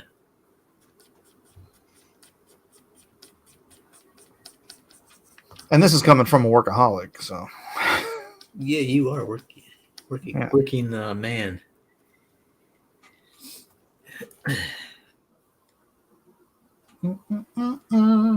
It's funny is I could be that way if I get really on something and I'm working and I'm like get into it and I'm just like I don't want to go to bed. I'm like, yes, I'm making headway on this thing. Okay, Updog's trying to poke a stick.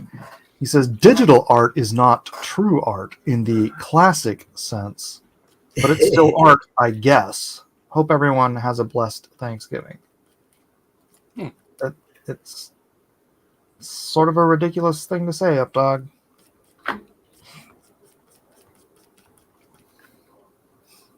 he's like walks in and fires a couple shots. He's like, "Have a great Thanksgiving." Yeah. Peace. Well, hey, I like traditional art best personally, and I know Mike's always been doing traditional art, pen and ink. I prefer working on paper. Yeah, but convenience, right? And the Yeah. speed which you can crank out paperwork Yeah. and This is just a practical reality. yeah, That's what I I can't- like about doing Yeah. digital. It's convenient. It's Yeah. cheaper once you have all the tools than buying paper and ink and pens all the time. Yeah. yeah. True that. See that?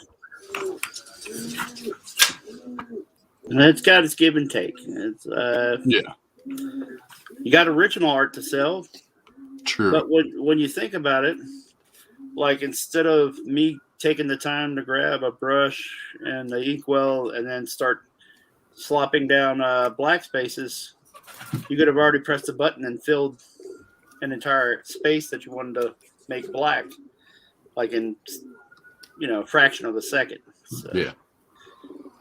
those, Oh yeah, that's kind of the important differences between it, I guess. yeah. I mean, man, Yeah. It's really funny because, like, I've got just boxes and boxes of real photographs on paper. And it's like, geez, these things are a pain in the freaking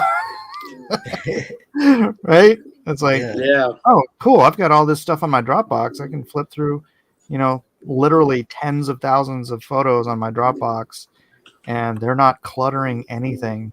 And they all still have the same level of sentimental value, Hmm. right? Just because it's not on a piece of paper doesn't mean it's got any less value intrinsically.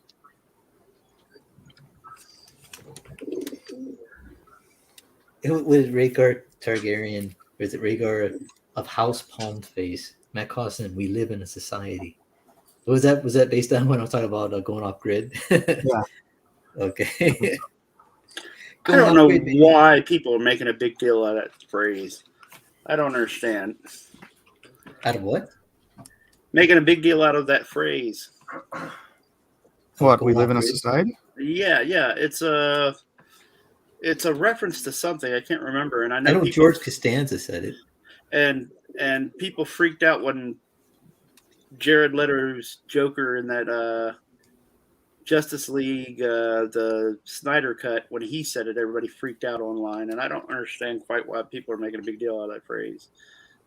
I never even heard the freak out or anything about it. Well, there you go. You saved yourself from the annoyance of it. You're on Twitter too much. No, I see that everywhere. It's not just Twitter. Oh, really? Yeah. You're on Facebook too much. Okay. It's funny being so busy that I hardly even have time to look at Facebook or Twitter. It's like,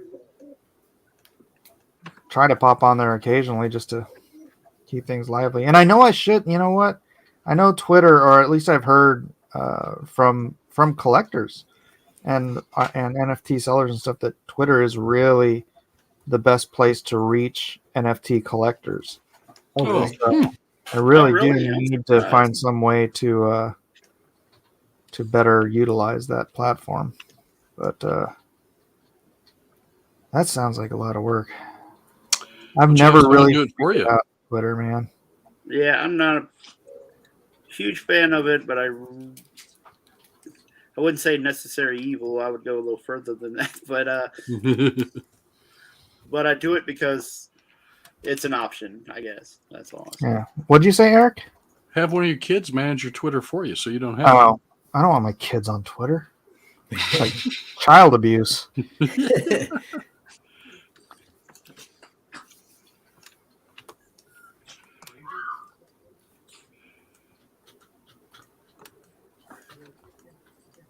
You know what?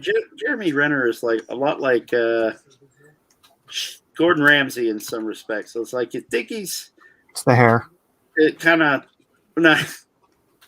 That's not what I'm saying. I'm saying like when you're drawing him, you write a fine line between, they're what's the best way to say it? they're kind of handsome, but there's also kind of wow, their faces have got a lot of planes to them. There's a lot of creases and cracks and crevices, and Oh, he's got some wrinkles going. yeah. Yeah. In other words, it's weird. It's like certain facial features, when you add them up, you should be ugly, but they're kind of, for movie stars and stuff, they're at least ruggedly handsome. It's character. It adds character. It's not to the it. years; it's the Yeah. mileage. Yeah, so it's weird because you gotta try to, when you're drawing, try to make them not look ugly and still make it look like them, and it's a rough deal sometimes. I don't care if I draw man ugly.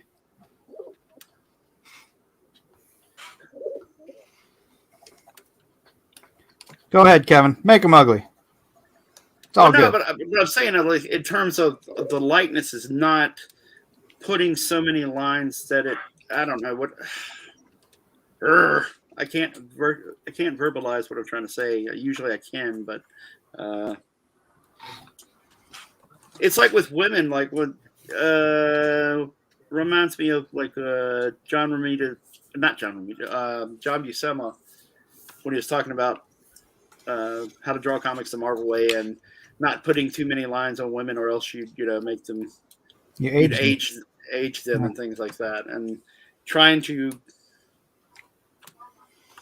find that balance between looking like them, getting the likeness down, getting what is there, but not turning those wrinkles and those blemishes up to 11, because every line you lay down with ink is there. It's permanent. Yeah. It's in your face.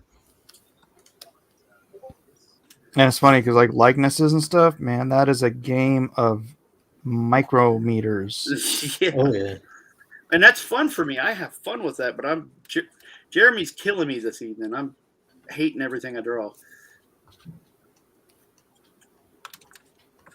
I just didn't bother making it look like him. Yeah. Well, I enjoyed the show so much that I was like, hey, I got to draw him. And now I'm like, no, I don't. That was a bad idea. Why'd you decide on that? Why did I, anyway? You could have just drawn a turkey, dude. Exactly. Well, he is. He was going to be holding a turkey. I was going to. He's got the arrow, and the plan was he's holding a turkey on the arrow. So. You know what? You should draw Biden behind him going, I pardon that turkey.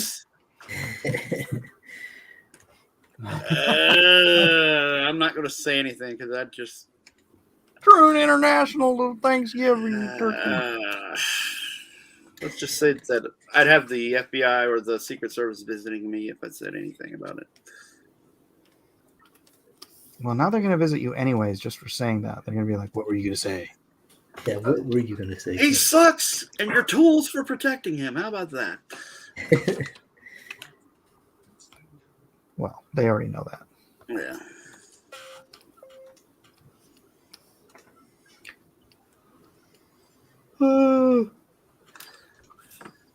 Jeff says, I can't get over the fact that Mike can draw two equidistant curved lines without hesitation.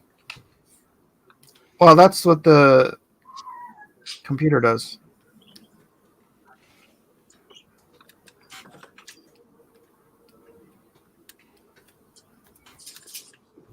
That's what Procreate manages to do for me.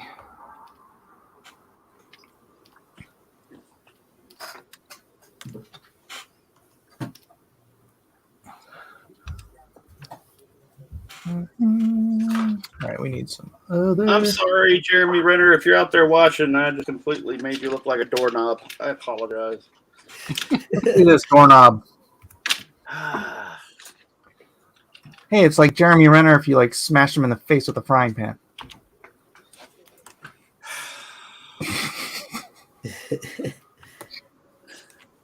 Yeah.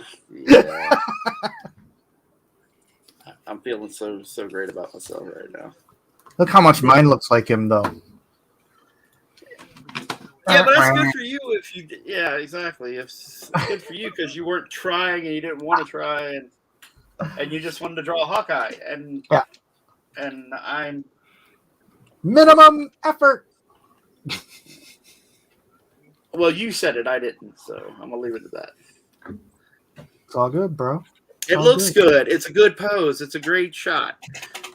Look, man, if I wanted to spend the time to make this look like Jeremy Renner, it would look like Jeremy Renner. Yeah, yeah. I wasn't doubting that. I was just saying that's like you said, "Hey, I'm going to do this and this," and you did it. You know. Yup. Yeah, I wasn't even going to try Jeremy Renner. I'm horrible at likenesses. I used to be really, really bad at them, and I don't even know how I got any better at it. I don't know what. I know. Maybe there was a bit of like caricaturing where it's like you learn that you're supposed to pay attention to the sort of off things, the things that aren't standard, and make the character unique. Like if their nose is big, you make it just a little bit bigger than it should be. Yeah. You know, if their eyes are cross-eyed, you make them just a tad more cross-eyed than reality dictates. And like, there's a recognition to it.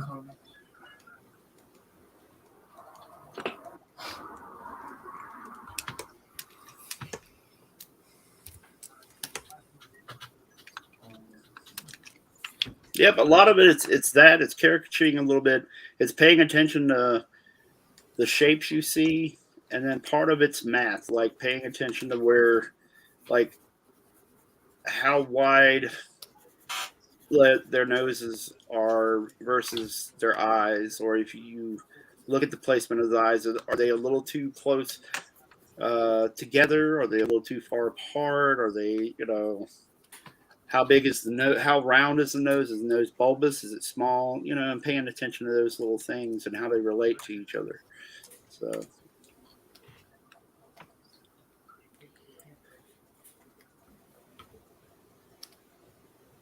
Yeah, Eric, try harder. I will try harder. Oh no, I wasn't saying anything. I'm the one that's trying to torture. I'm trying to torture myself. I'm sorry, Kevin. Jeez. Dang.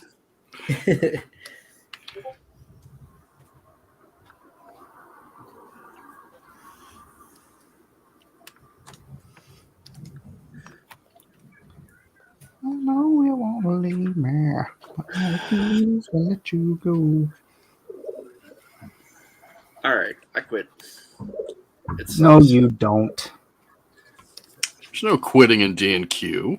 That's right. Well, it sucks. It won't be finished in time. That's fine. God damn, it looks awful. Oh, excuse me. Sorry. Wow. I apologize. You went for the big one. Wow. I know. Dove right in there. That's how frustrated he is. Yes, it is. It is. Exactly right. I hate myself right now. See, that's what I'm saying. How amazing Kevin is, and you got to have a little bit of that. That's how you get as good as Kevin is. Yeah, I apologize, Still Mike. rough on Sorry yourself. about that. You apologize to baby Jesus. I do. Forgive me, Lord. I am a flawed human being.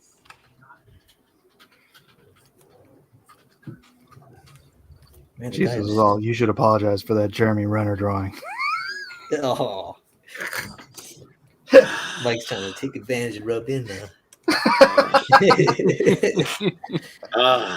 Psychological ops. I deserve it. I deserve it.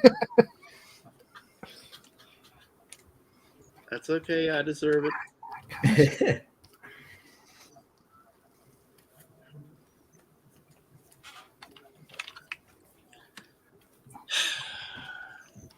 We all got it coming, kid.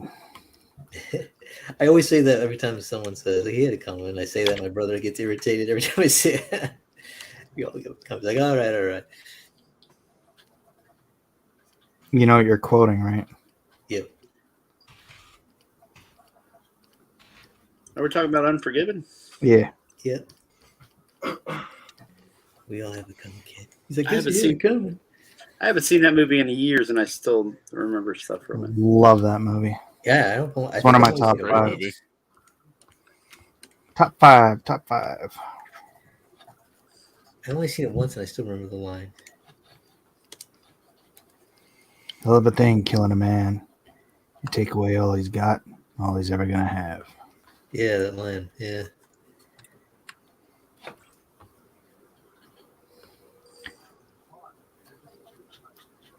You be William J. Money, killer of women and children. Yeah, I've killed women. I've killed children. I've killed just about everything that walks or crawls at one time or another. And now I'm here to kill you, little Bill, for what you've done to Ned.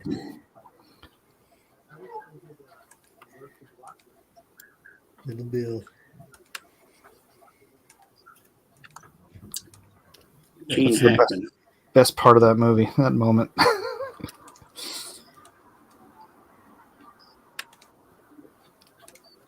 Anybody doesn't want to get themselves killed better go on out the back. Oh, so good. Misfire! Shoot that son of a... Up dog, quoting the next. Yeah, How Gene much time we Hackman's- got left? Gene Hackman is a beast. I will always watch something with Gene Hackman in it. 23 Yeah. minutes. Oh, ooh, wow. Yeah, he was such a self-righteous prick in that movie. He was great. Yeah. Dude, Gene Hackman, when he retired, man, I was sad because it's like, do you know Clint Eastwood wanted him to play in Gran Torino? Oh, really? Yeah, he asked him to do it, and he just said no because he was already retired at the time, and he's like, no, I'm stay retired. So he's just like, he's like, oh, I guess I'll do it. Do you ever see Quick and the Dead? Gene Hackman's in that too. He's really yeah, good. yeah. Leonardo Sam Raimi. DiCaprio, right? Yeah, Sam Raimi, Sharon Stone. So, yep. Gosh, can you imagine directing a movie with all those big names? Gladiator. Russell Crowe. Yeah. He was in it when he was Yeah, at he was lunch like dinner. new. Yeah. He was like one Yeah, of it the was like newbies. right after Romper Stomper, wasn't it? You got me on that one. I haven't seen it. Something like that. What's that guy doing? Guy upstairs above me. If I had $1 for every exasperation sigh from Kevin,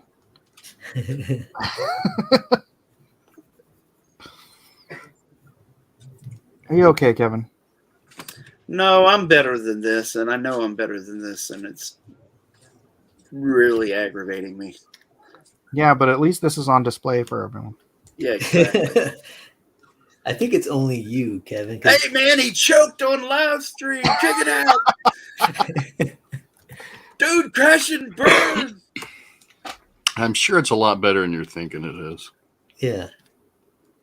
No, You know what it Just like when you say you can't draw women very well and they turn out looking, Yeah. excellent. It's how it is, though. You know, it's like you have something in your head that you imagined that you wanted to be, and it didn't turn out the way you imagined it. But no one else knows what it looked like in your head, so all they see is what you did.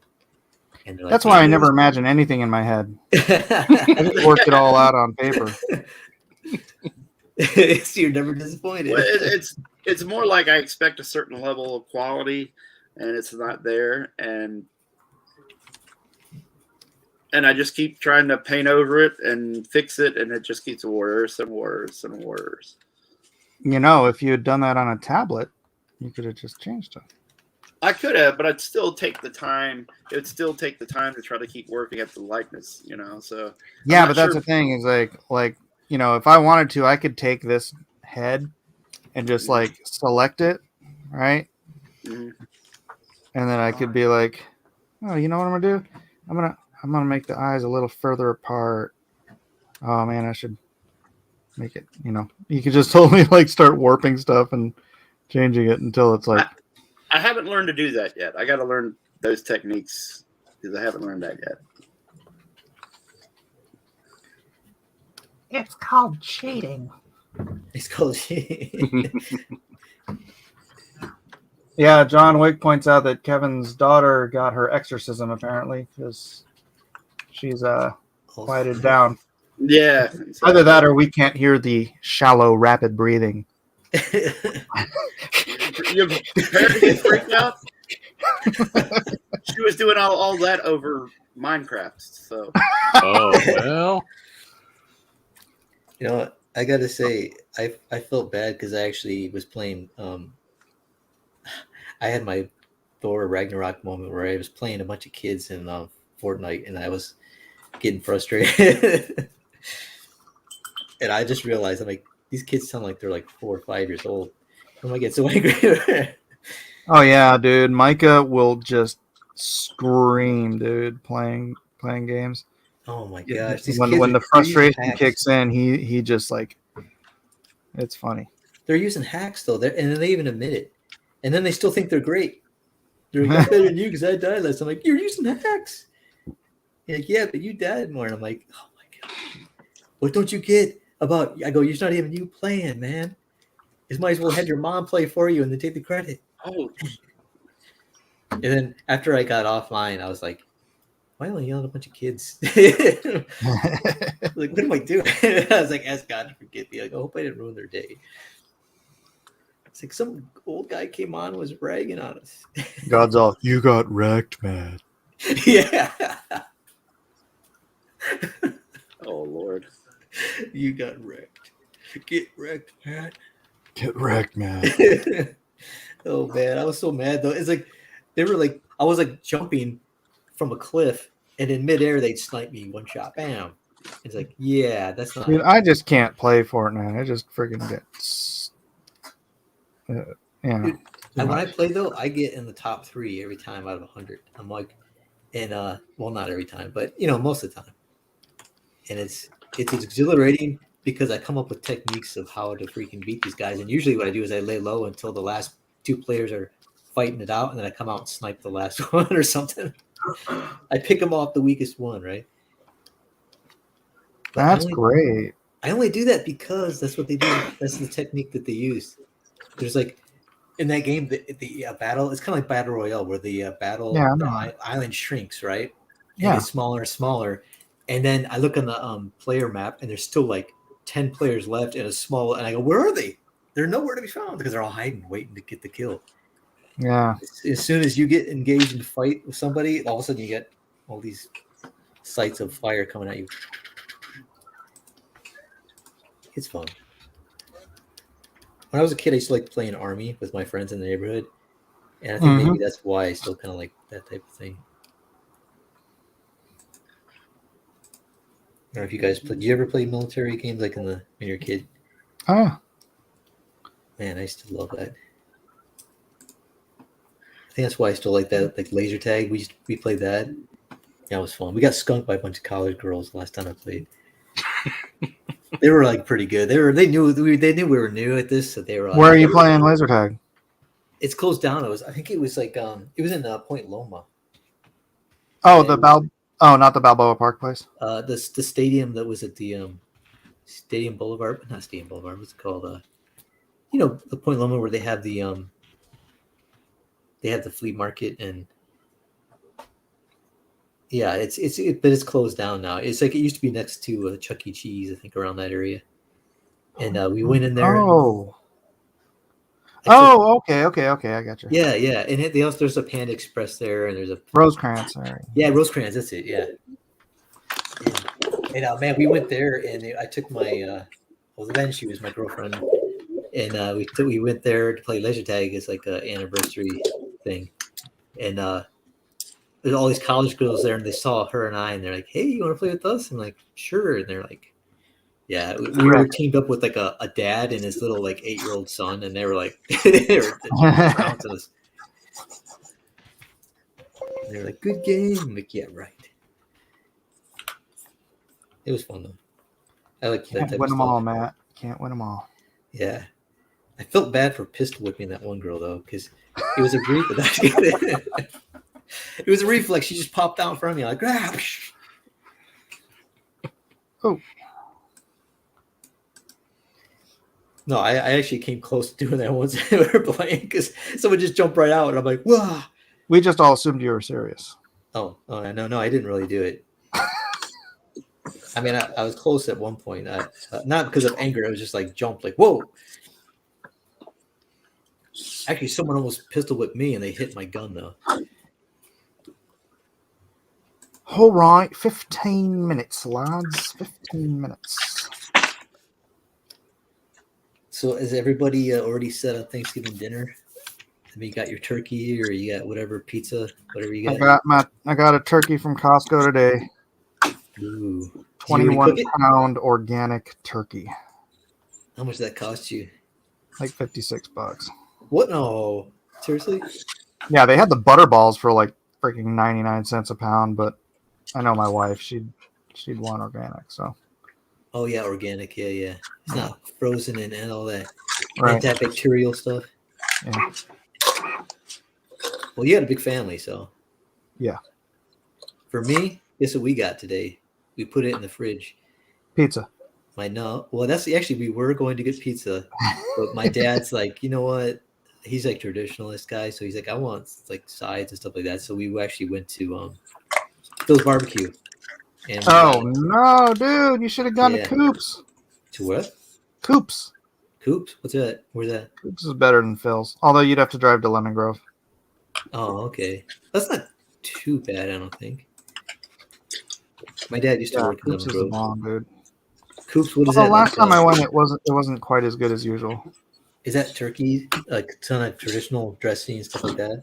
Oh no! It's actually I don't know if he did a turkey thing. Maybe I didn't know that Phil's did turkey. No, it was just we just got we got some of the barbecue bro ham and coleslaw and beans and stuff like that. Yeah. So I said we could go to El Pollo and just buy like the family meal we get. And they were like, we eat that all the time every week, so they just like, I don't want that. I could eat the same thing every day for years and never get sick of it. That's how I am. And my wife says that's sick. She's like, I know you can. I'm like, yeah, I can do it, man. I eat Taco Bell every day for one whole summer. Only day. one summer? Only one summer. The people got to know us in the drive-thru right when they heard my voice. They're like, "Let me guess, you want double-decker taco? You want the gordita supreme?" And I'm like, "Yes." He knew everything we wanted. Dude, remember the Chilito? No. It was the Taco Bell's chili cheese burrito. Ooh, It was so good. Chilito. The Chilito. Kevin remembers the Chilito. Kevin doesn't, I do. Kevin's gone. What? No, Kevin's I'm like- just trying to think of it.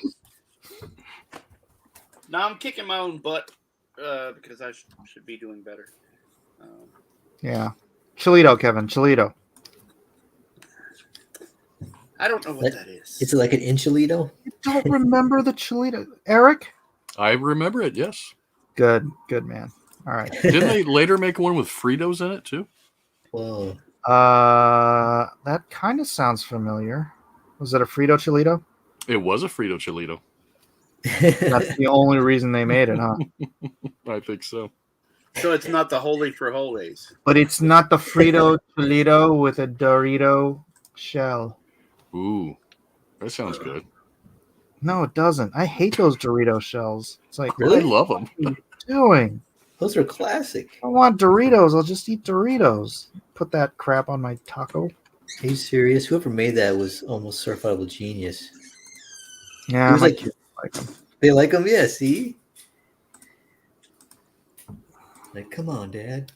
It's trash.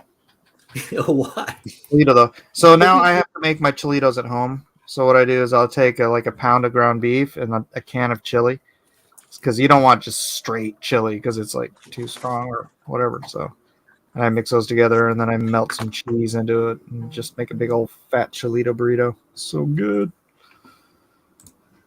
I highly recommend trying this at home. Chilito. Unlike shooting arrows that are shot at your face.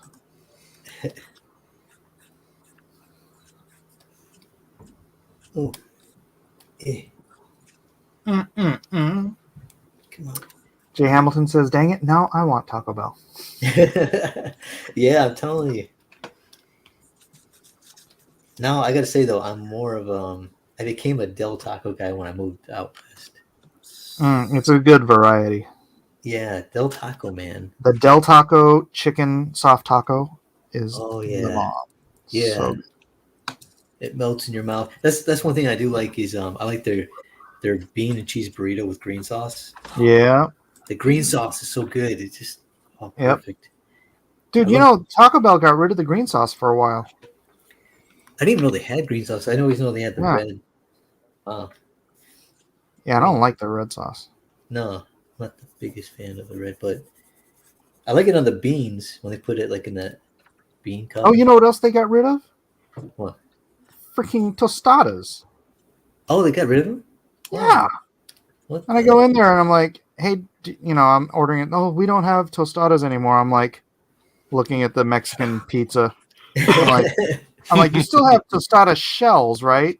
She's like, yeah. I'm like, so you can still make me a tostada. Yeah. It's not on the menu.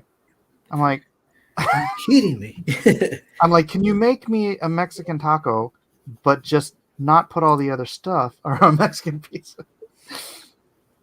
And it's like, oh my gosh. Yeah, that's how it is at El Pollo. They got rid of the Caesar bowl, which was like basically a salad with chicken and a little bit of rice and stuff in it. And so, but they had something that's basically just similar. It just didn't have the lettuce in it. So I'm like, could I have original pollo bowl with lettuce and minus beans or whatever? And then so it's basically the same thing. It's just like, yeah. But if I just said Caesar, they go, "We don't make that." Okay, can I have it this way? They go, sure. I'm like, gosh. So then after a while, they finally just go, "Oh, you just want the Caesar?" And I'm like, "Yeah." It's the same thing. Yeah. It's funny. Minimum wage. We got to know the employees there so much that they're like telling us their woes. They're like, 8 minutes, ladies and gentlemen. oh, they were treated. But they're hard workers, I gotta say. The ones we go to, they work some hard. of them. Well, the one we go to, they work hard. They're like busting their butts, like just like fast. But yeah, I've been to somewhere they slack off.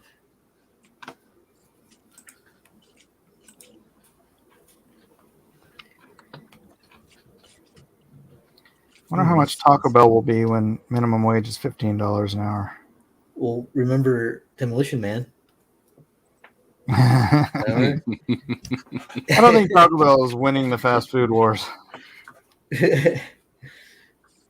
Well, did you see that? The Demolition Man, there was a meme where it was showing. Bro, I just watched it again last week.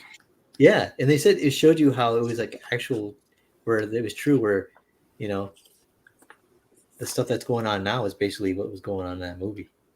A lot of it, yeah. Yeah, like toxic masculinity, right? And and then remember, and then like cursing. If you curse, they give you like, tickets. Yeah, that's not true at all, though. I'm so sick of hearing people curse just like ever. It's so unprofessional hearing somebody swear like when they're on the job, right? Yeah. It's like, bro, you are not here to, represent yourself. You're here representing a company that you work for. You're wearing a bloody shirt with the company's name on it.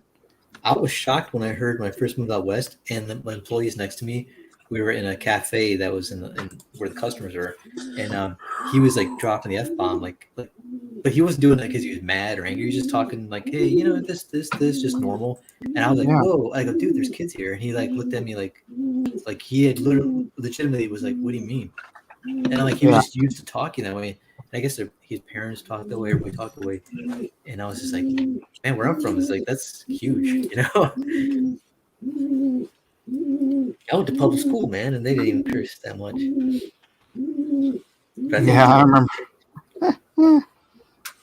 I remember being just, and I wasn't even raised Christian. I was raised agnostic. But man, I went back to my elementary school, and I heard this kid just dropping. I mean, kid, like probably third, fourth grade, just dropping the F-bomb and stuff, and I'm like, what is happening to this world? And this was like way back, like in the 90s, and I was just flabbergasted because when I was in elementary school, which honestly was only like a decade earlier, half a decade earlier or something, dude, kids got like busted for saying like "shut up," you know. Yeah. Don't say it in this class. You can't say "shut up." It's like, and now you have these kids, and I was like, what? How fast did we move from like, one to the other? It's like crazy. Yeah, like whenever I heard as a kid, I heard the F bomb. It was usually when someone was really ticked off. Like he was like, something's going down. But now it's just like he uses like his regular vocabulary words. Like they're not even mad or anything.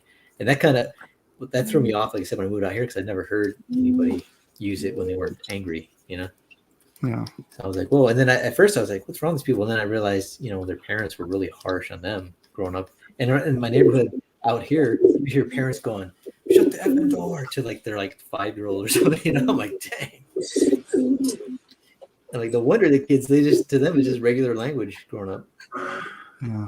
Yeah. So it's kind of like, I guess depending on how you grew up, and some people, one guy he even said, he's like, I don't want to curse. It's just like I've been doing this so my family does it. I've been doing it so long. It's like, and it's funny because I would never say anything if someone cursed. I would never say anything, and then they would always apologize to me, and I'm like, I didn't say nothing. I didn't even like look down on anything. I was like, I'm sorry, man. I'm sorry.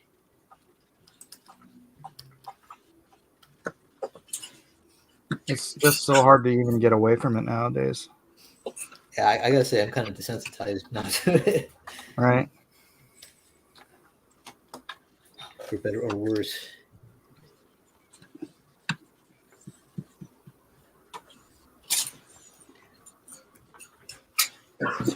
Don't nobody see Pulp Fiction, okay? Just one day. That movie's terrible. Just saying. Or any Quentin Tarantino movie, right? Yeah, exactly. That's kind of my point, I guess.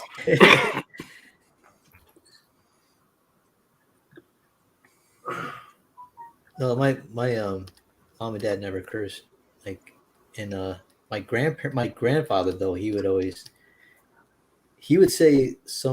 say like certain words that were probably considered just PG today, but I never heard of the F bomb and I don't think I ever heard him say S, crap or anything like, but he would I say S crap all the time. S crap. He would say damn, like that's the only thing he would say, but he would write end with it, so and as he would say that as a kid I was like, ooh, he must be really angry today. That's why I come here, man. I need to break my evil ways. No, I'm being serious. I mean, I know it sounded funny, but I actually mean it because I'm not supposed to be vulgar or anything on Mike's channel, and it helps me. Well, you know that one, the Kentucky Fried Chicken Colonel Sanders? Yeah. I watched an interview with him, and he became a Christian, right? And he said before he became a Christian, he had a real problem with cursing. Yeah, me too. Can you imagine that, though, Colonel? Like that nice-looking guy just cursed up store. Well, he my was a effing colonel. chicken. Yeah. How does that chicken effing taste, man? You're like, whoa. So you had a problem with it, Mike? Oh yeah. Well, in San Jose, it was like we swore a lot after high school and whatnot. Just me and my friends. You know what? I never cursed when I was a kid, even when I was a kid. But you know what? We would have substitutes for cursing. You know what I mean? Like we would say freak, Yeah. Like, get the freak out of here, like freaking, And then we would even say, there's one where we say beep. You know how they always censored stuff on TV? Beep, beep. So we'd say beep you, as a kid, and we just would like, even when we get mad, like, beep you. And we just would say as a joke and like if we're mad, and then it's just funny looking back at it. Are they using like reverse hacks? What the heck? What? You can He's reverse playing a hacks? video game. Which one? They're using Tell me the secrets. I don't know. What are you Using playing? code words. Valorant. Valorant? Oh, I don't know that one. Valorant. Valorant. Anyone know Valorant? Is it kind of Nope. like Oh, time is up. Daggum. Is it a shooter? Daggum. Yeah, they're all shooters, man. Okay. No, time is up. Good job, Kevin. No, it's not. Don't patronize me. It's fun, though. It looks like Jeremy Renner. I like that one with the turkey on the arrow. Oh, the turkey and the Yeah. arrow. I gotta see It's- that. Wait. Too squat. Too squat. And Wait, did you draw 3? Yeah, working on 3 Goodness different ones. gracious. Oh, that's awesome. And I All started- right. Let's pick the one you want to show the fans there, Kev. Comics Bear says, is Kevin drawing Ted Cruz?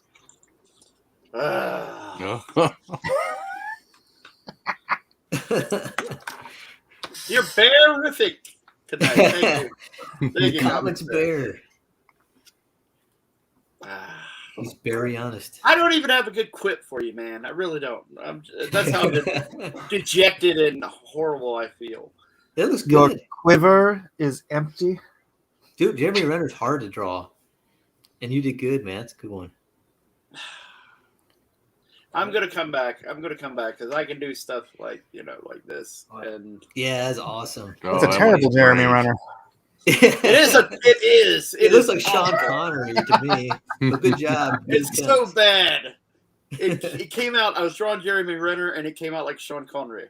That's how bad I am.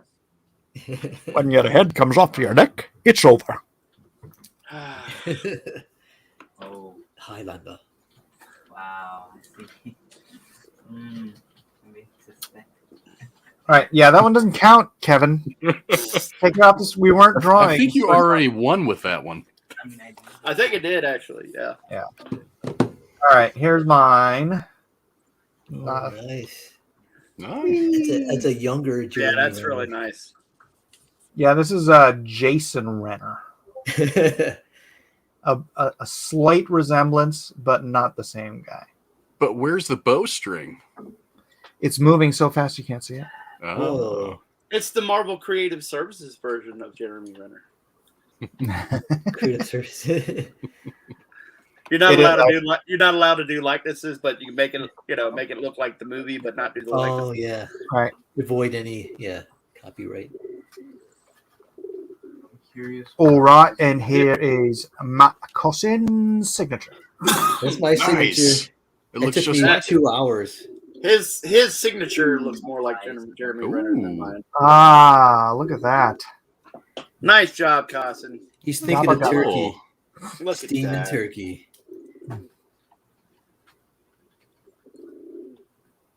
Jeremy Renner's Thanksgiving. I got to add the side dishes, like stuffing, bowls of stuffing, and the cranberry sauce where it's shaped like a can. I got to add that in there. That's the best cranberry, man. You know what I I'm never talking about? cooked a cranberry sauce. Not my It's like thing. gelatin. It's like a jello. I know what it cranberry is. That is It's the so- best. it's so easy to make cranberry sauce. Yeah, my aunt used to make it from scratch with actual cranberries, but I prefer the jelly. It takes like, I don't know, 15 minutes for the water to boil and it's done. You put the cranberries in there with some water and sugar and orange juice or something, and boom, it's done.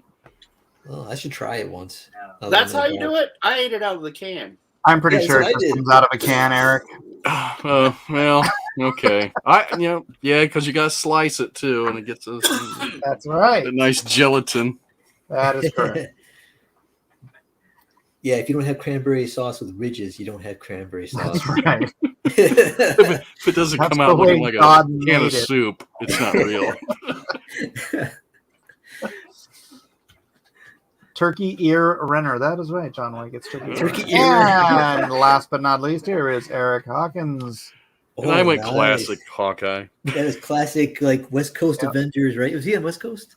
Yes, he was. I love the Yeah. West Coast Avengers. Yeah, man. Was it Tigra? Was that she's on there too? Mm-hmm. And Yeah, Mockingbird awesome. and Vision and Scarlet Yeah, Witch, Mockingbird. Moon Knight. Man, I want to start looking at those. I think I have back issues. Night I buy. Thrasher. Wonder Man. Forgot about Wonder Man. Yeah. Oh yeah, Wonder Man. Dude, Wonder Man. He almost like as strong as Captain Marvel. Like, was he one of those guys who's like Superman? Wonder Man is as strong as the Vision. Oh, okay. Wow. So do I have to go to Spawn like right now? Cool. Nice. That was a great piece. Hey, who's making the poll? Oh, where's Jiminy's not here. Excuse me. Oh, man. Jiminy was in the chat a few minutes ago. Was he? Hey, I'll be right back. Maybe Jiminy's like making the poll right now. That's why he's gone. No, I got this. He's coming up with quippy Thanksgiving names for everybody. Yeah. That's what takes time. We gotta respect that. Respect that creative input. Let's see.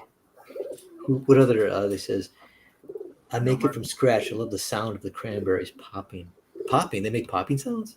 Yeah, they burst and they Whoa. create a gelatin from the water and the sugar and the. I put orange juice in mine. That sounds Really, it's really easy. But I do love the stuff out of the can too. That's what we always had as a kid. Yeah. I didn't even know there was another way until like my aunt No. made it, and I was like, No, whoa. not until I became an adult did I know there was real cranberry sauce.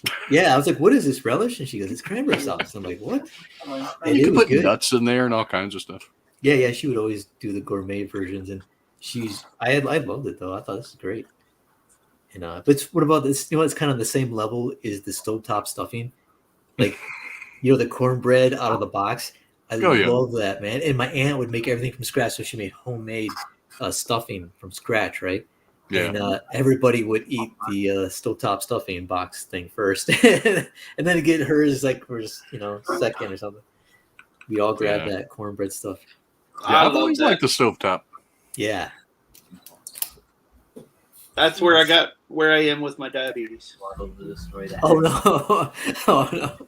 The I love it. cranberry sauce and the No, stovetop. the stovetop. Yeah, I love that. I grew up on that, man.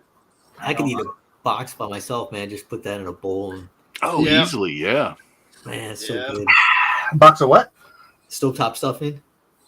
Oh, I hate that. What? You're the only one here. I don't like stuffing at all. Oh, that's what it is. Did we get a poll? Anybody got a poll? Do I have to make the poll? I think you got. Don't I do enough? I know. You're gonna have to I do know. it. But give us some cool names, though, Mike. You All gotta- right. Thanksgiving names. Yeah, Thanksgiving names. There you go. What's the poll we use? Straw poll. Not sure. Straw poll. I think that's what it's called, right? Straw poll. Yeah. I think Dot so. vote? No, poll maker, huh? Strawpoll.com. Title. Yeah, strawpoll dot. Is it me? Is that it? Yeah, strawpoll dot me. Oh no, that's one we used to use. Strawpoll dot me.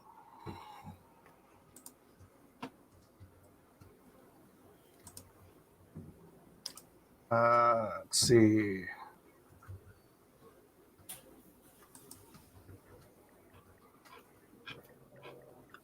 Do you want to take over? Oh, there's Jiminy. Did he do it? I don't know. He just says Mike Jive Turkey Miller.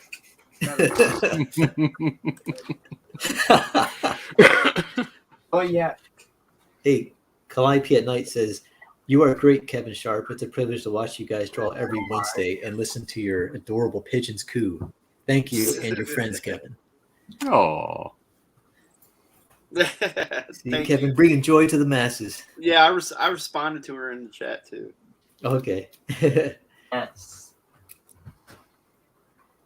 Hallelujah. Jiminy Cricket's coming at me. Says, Kevin, I raised my Thanksgiving dinner sharp.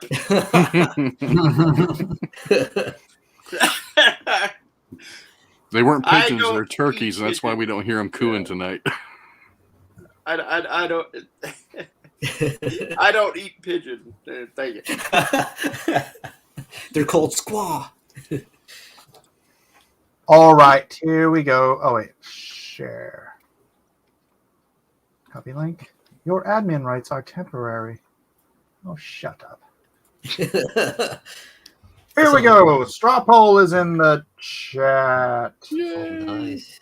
Get on over there, and then while you're doing that, I will bring up the other thing we got going on here. What do you call it? The draw along. Where are we? There we are. Where is draw along? Draw along. I found it. I found it. Here we go.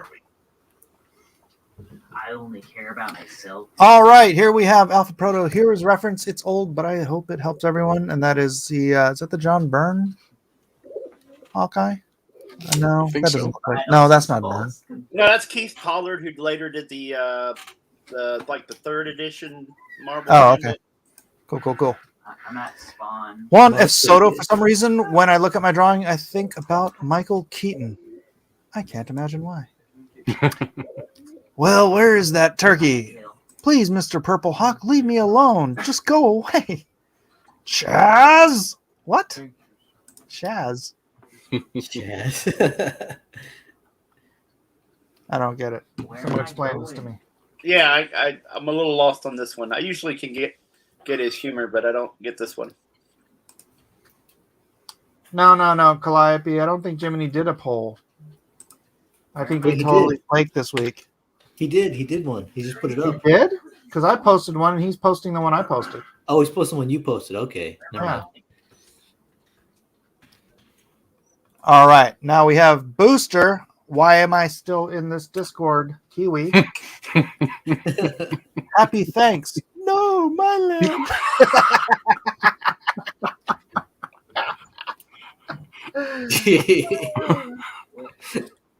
I'm at Spawn. So no one took me up on the suggestion in the chat for the year before Thanksgiving where the Indians just hid in the forest watching the pilgrims starve. Alphard's next. That's- Elrod Flash. Ahem, turkey. I'll just have a salad. Oh my Oh. gosh. Oh, what it's is that? Hawk. It's That's Hawk Hawk from Buck Rogers. Buck Rogers. Oh yeah. That's awesome. Awesome. Nice. Dude, Elrod did that? Mm-hmm. Nice. All right, Elrod, that's a pretty nice one there, bud. Why did you do that for Thanksgiving though? Like, what's the relation? Because he's a turkey. Oh, I He's get a it. bird, anyway. I went. It's a jive turkey. He's a jive turkey. A galactic jive turkey. I did. Sidon says you should do a Blacklist universe where Matt colors Doctor Strange. So no, Matt The other Matt. Weldon drew the Doctor Strange for Sidon, but it hasn't finished being colored yet. So it's just Oh. he's been waiting and waiting and waiting. Alpha Proto says she's the her we deserve. Oh, is that his daughter? Oh, okay. Yeah. Who's this? Kate Bishop. Alpha Proto. Alpha Proto. See, Mike, I'm not the only one. Only one that what?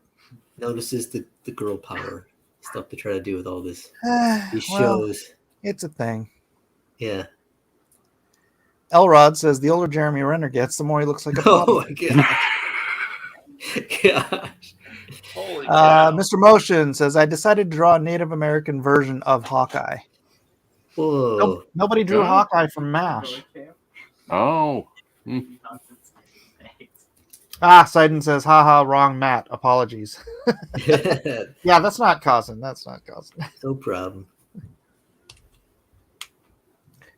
Very nice, Mr. Motion. Juan Soto again says the day Booster Kiwi chose the wrong day to be outside of his house. I found a turkey. Wow, I can get it with one arrow. What did he say?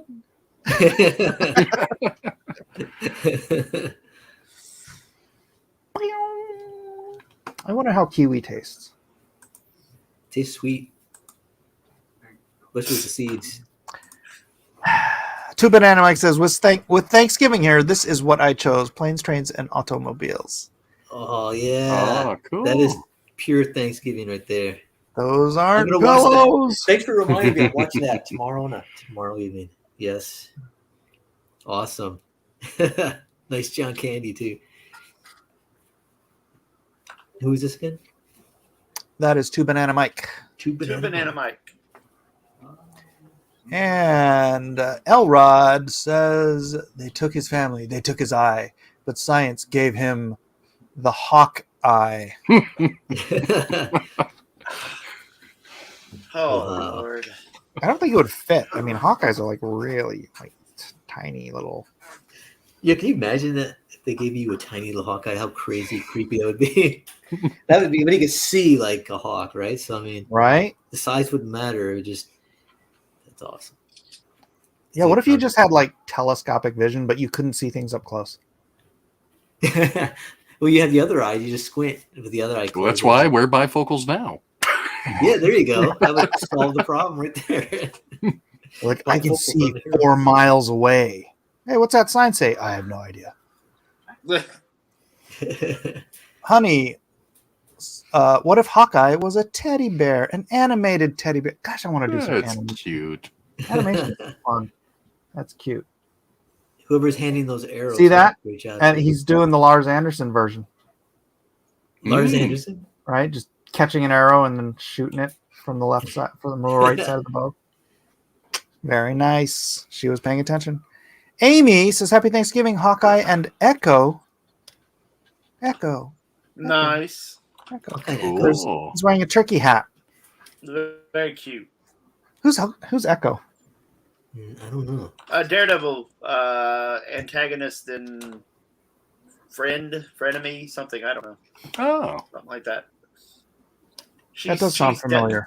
She's deaf. She has like this handprint over her face, like a. Oh, white hand. okay. Yeah. Was she in the Kevin Smith run?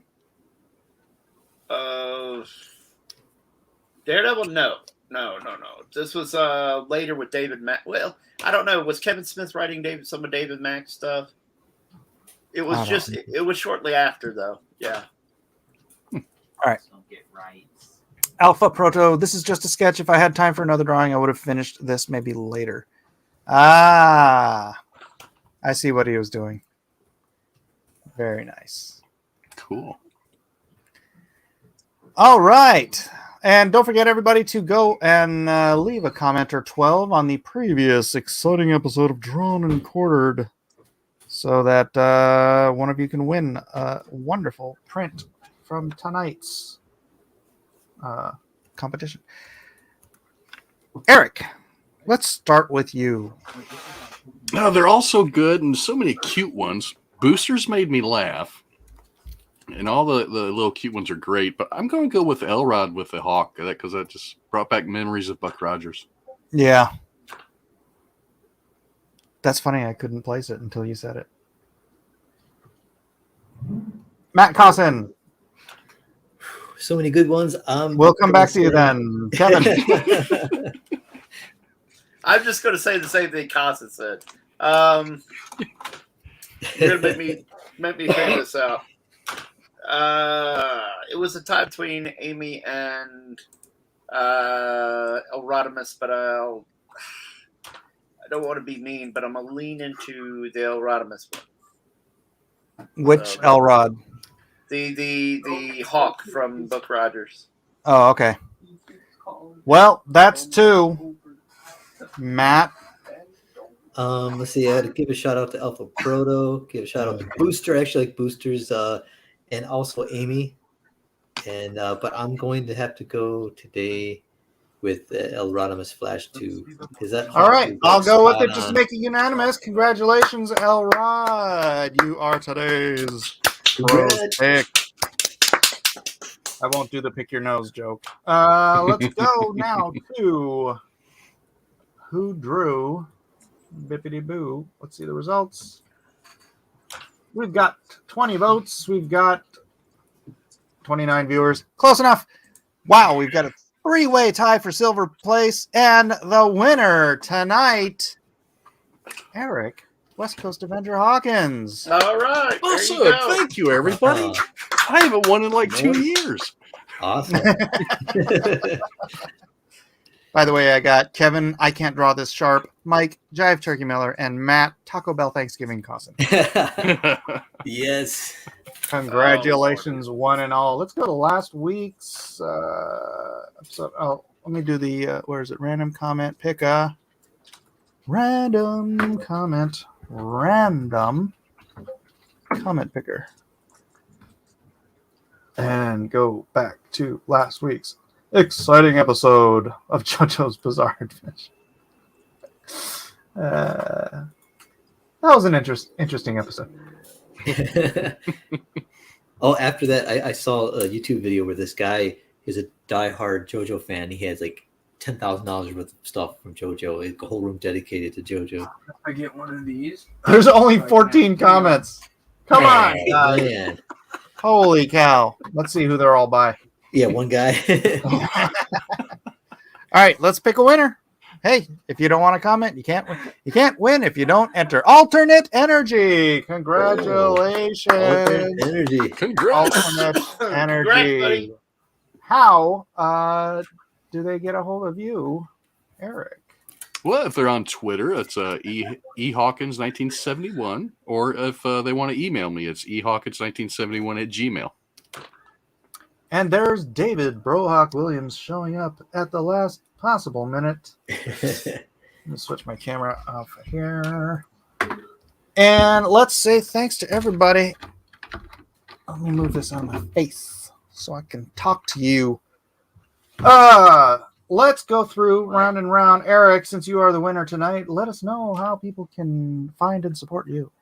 Well, you could follow me on Twitter, and Jiminy corrected me. It's ES_Hawkins on Twitter, but it's ehawkins1971 on Gmail, and you can find me on Facebook and anywhere else. And that's just about it. Oh, so you're literally my age. Yeah, we're the same age. Yeah. Together we're 100, Mike. Whoa. There is a century of experience up here. Matt.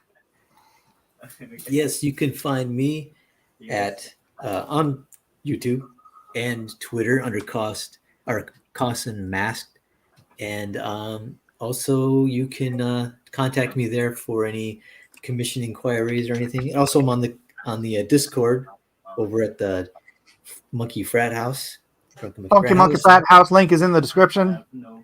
Yep. So thanks everybody. Great night tonight. The chat kept me entertained as much as the talent in the room. Did you get the note, Check Eric? out on Roblox. Yeah. Okay. And the problematic Kevin. I am thankful for everybody in here. Thankful for all my friends, all the good people that are nice to me here and in the social media realm that love my artwork or like my Your terrible wonderful drawings. Jeremy renditions. Yeah, exactly. My terrible Jeremy Renters. And you can check me out, KevHulk73 on Instagram and various other social media platforms. I'm on OpenSea as KevHulk73, and I have some NFTs there. And I'm going to be putting some more based on my book Dragon Guard, which is also we'll lean right into that on Indiegogo. So check it out, and if you are so inclined, you will get.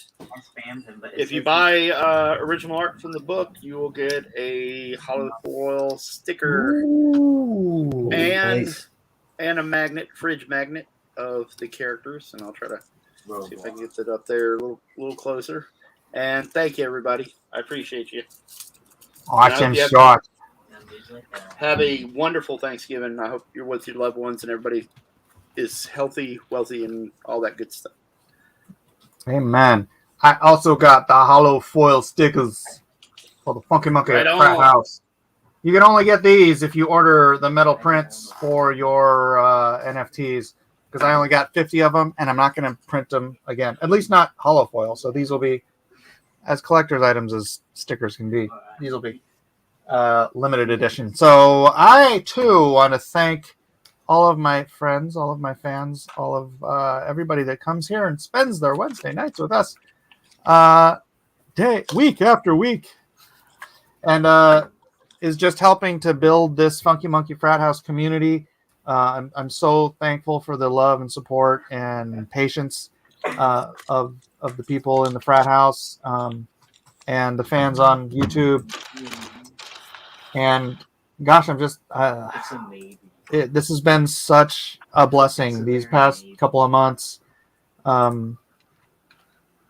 It's just been just mind-bendingly awesome, and it's hard to even express how thankful I am. But that's probably as best as I can do. Thank you all for being here to support me and my friends, and we just look forward to helping deliver for you guys, helping to build value and community, and pray for just this thing to just keep building and keep growing through the upcoming bear market. Remember, guys, this Bitcoin is going to peak next month. Trust me. Not financial advice. Anyways, thanks everybody for being here. God bless us, everyone. Happy Thanksgiving, and we'll see you we'll see you in December. Oh wait, next week is still November. Yeah. Next week is. Yeah. We'll see you at the end of the month. God bless everybody. Say goodnight. No, happy Good Thanksgiving. night. God bless. Happy Thanksgiving.